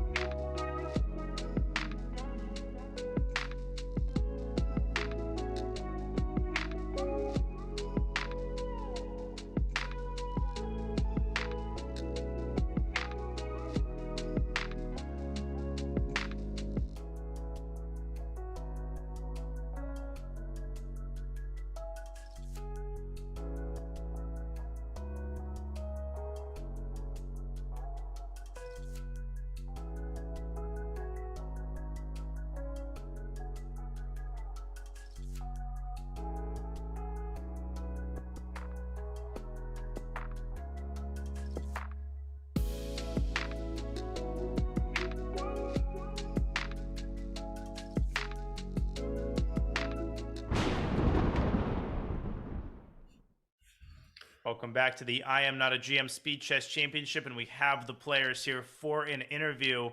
Danny, let me start with you. Congratulations once again. You're leading by 2 going into the bullet. What's going through your mind, and what was your approach in terms of time management and in terms of keeping your nerves away from interfering with your play in the bullet? I was just so glad to have finally stopped the bleeding a little bit in the 3-1. So honestly, like, I mean, because I won the first game in 3-1 and then lost however many I did in a row, I felt like I was on total tilt. So when I won that last 3-1 game, I was just like, calm down the jets. And I had been planning on playing the Trempowski at some point, but had not played it yet. So I decided to play it, and I think it worked okay. It's not like it's, we all know what the Trempowski is. In your own words, Danya, it's the Charlotte of chess openings, right? Slightly underrated. Maybe not your favorite city, but you kind of like to visit it every once in a while. So I decided to play the Trempowski at the end, and I think I got a couple wins in it, which might have been enough to hold on. But she was just storming back. So I was like, I wasn't holding on to my nerves, to be honest. But then at some point I looked at the clock and I was like, oh, just don't melt down and you're probably okay, was what I realized. So yeah, for sure. Yeah, go ahead. Yeah, go ahead. Oh, I was just gonna say, do you think there were any games that were really critical in the match, Danny? Like, had they gone the other way, that could have also determined the whole fate of the match? I don't know. You guys are the ones who commentated on it. What do you think? Were there any? Well, Bivasar, what do you think? Was there any games that you felt like if they had gone your way, it different? I mean, I don't know how to answer that question. What do you think? I think I have some chance in Bullet, but when I played Queen E2, 92 and resigns, I think my head doesn't work. Yeah, that was a tough one. And then you played Queen E2, and then you played Queen C8 on the other game with Myra. So that was like, yeah. I agree with you. I feel like those two games, you were bringing pressure. It was within a couple games, and I was nervous. And then and I had clearly like kind of fumbled the opening a little bit that time because you had Queen H5, and I thought you were in an okay position until Queen E2. So I agree. Those were probably two important games in Bullet. Bibisara, just to follow up on that, you had a very convincing match yesterday. Today, you kind of got off to a rocky start. Did you feel pretty early on that kind of something was wrong and that you weren't thinking quite as crisply as you would have liked? Or was it a realization that you came to only later in the match? I don't know. Today I have worked chess and was so tired. My head don't work. I spent too much time in Blitz. Lost too much games, and I don't know. Yeah, it's funny because I felt like I didn't think my lead was safe at all, and then you proved that to be the case in the 3-1 portion. So I was sitting here nervously awaiting. I generally feel like I get worse as the time control gets faster. Although, today I held it together, but I thought you were really mounting a great comeback in the 3-1 portion. So you had me really nervous. Benjamin, I want to let you ask whatever you want to say. I have just one more question for you, Danny. Were there any specific adjustments that you made based on that barn burner you played against Justice Williams? Anything that you wanted to improve on specifically in this match? Yeah, not blunder back rank checkmate. LOL for the win. I mean, how many games did I lose to back rank checkmate? I seriously came into this game like, just don't be a dummy head. And don't blunder some big, and I obviously had some big gaffes, but I felt like I was just trying to be a little more focused. I also, I prepared a little bit of this G3 King's Indian line because everyone knows I play the Scotch, dubious as it is, and so I saw some game that you played against Ellie Potts at the Grand Swiss, the FIDE Grand Swiss in 2021, and you never went for that line, Bibasar. You never played the sort of Neo Grunfeld. And so I had some preparation from someone who I won't say, Cabianu Faryuana sent me some info, and I was prepared to play in this line, and you never went for it. Why didn't you play this line that you played against Ellie Potts at the 2021 Grand Swiss? I forget about this line. Oh, all that work for nothing. I was like, I'm gonna play the G3 King's Indian, and she's gonna play D5, and we're gonna get these Neo sort of Grunfeld positions. And I had help from a few friends, and so I was prepared to do that. But then you never You never went for it. So I just made up this knight d5 thing, by the way. It could be total BS. I was just like, well, this seems interesting, and she's going to play f5. And I didn't think the f5 positions are like super great. So I'm like, all right, let's do this. So that was the only thing I did differently, was I put a little bit more effort into opening prep than I did against Justice. There's someone at the door. I'm going to let them in. You guys keep talking. This is great. Right. Yeah, and I just want to ask BB Sarah, what did you do in terms of preparation for this match? Oh, that'd be awesome. Cool. Thank you so much. I just watched games my opponent and saw he played Go ahead, come on in. I'm live. I'm live to games, tens of thousands of people right now. but I don't prepare to games in Say hi. Q3. You look good. Okay. We got an awesome guy here who's helping to change the air filter. So everyone say hi, awesome guy, in chat. Hi, awesome guy. Hi, awesome guy. Hi, awesome I like guy. to say that too. Hi, awesome guy. That's awesome. Yeah, did Well- you know we have a little studio in here? I was aware. You've probably been here before. Yeah, this is a little chess studio. Look at the headquarters of chess broadcasting around the world. Did you know that chess broadcasting was a thing? I'm pretty sure I've heard of it before. Actually, Really? If that, yeah. Not thinking about it, yeah. You've heard of, okay, like on Twitch or anything like that? Yep, Twitch. There you go, man. Yep. So we got someone who knows that chess broadcasting is a thing here. For the win, people. Sorry, guys. What are we talking about? No, Benjamin was asking about Bibisara's preparation. You have your work cut out for you, Danny, in your next match against Eric. That's gonna be epic. How well do you know him? And how excited are you for that one? So this means what? The London meme is real? Oh dear God. I gotta figure this out. I have to play him tomorrow, I hear. No rest for the weary. Yeah. Nope. Okay. So I'm playing Eric Rosen tomorrow.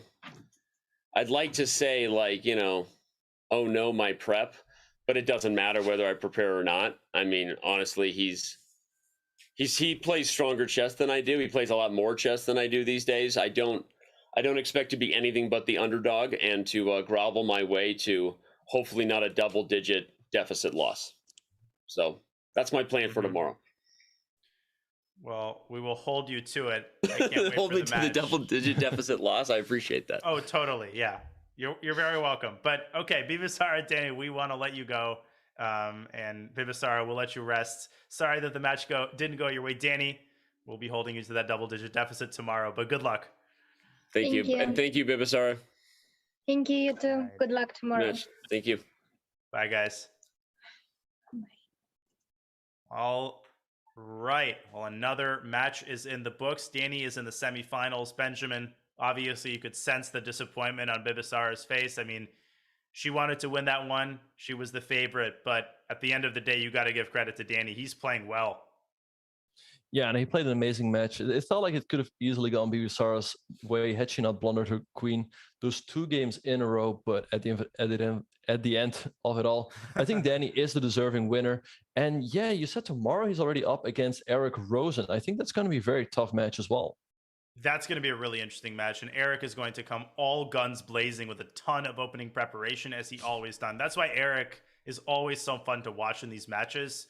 New ideas, stalemate tricks, and Danny's going to have his work cut out for him, no question about it. But he's going to have to keep playing with the same level of tactical sharpness that he displayed today, and his time management is going to have to be even better. We'll see if he's capable of pulling it off. Yeah, I think he has a chance for sure, but yeah, he will have to perhaps do some opening prep. We saw him getting into a lot of trouble earlier on against Bibisara's in the Queen's Indian. So I think that's definitely something he will have to improve upon. Absolutely, and we will be watching that match very, very carefully. But for now, the time has come for us to wrap up today's coverage of the I Am Not a GM SCC with Danny Rensch winning his second match and making his way to the semifinals. And so, Benjamin, a pleasure commentating with you, as it always is. Your final thoughts on what we just saw here this morning? Yeah, I think you wrapped it up perfectly. And yeah, I think we'll just have to look forward to tomorrow's match. Absolutely, and we will let you go and enjoy the rest of your Tuesday. Remember that there is Title Tuesday ongoing right now, and another one at 5 p.m. Eastern Time and 2 p.m. Pacific. So your chess entertainment for the day is going to be absolutely full, and tomorrow we will see you for the next I Am Not a GM IMSCC match. But for now, Benjamin, thank you to you. Thank you to everybody in the chat. Thank you to our producer, Matt, for another great broadcast. And for Grandmaster Daniel Nedinsky and Grandmaster Benjamin Bach, we bid you a great rest of your Tuesday from the I Am Not a GM Speed Chess Championship. We'll see you tomorrow.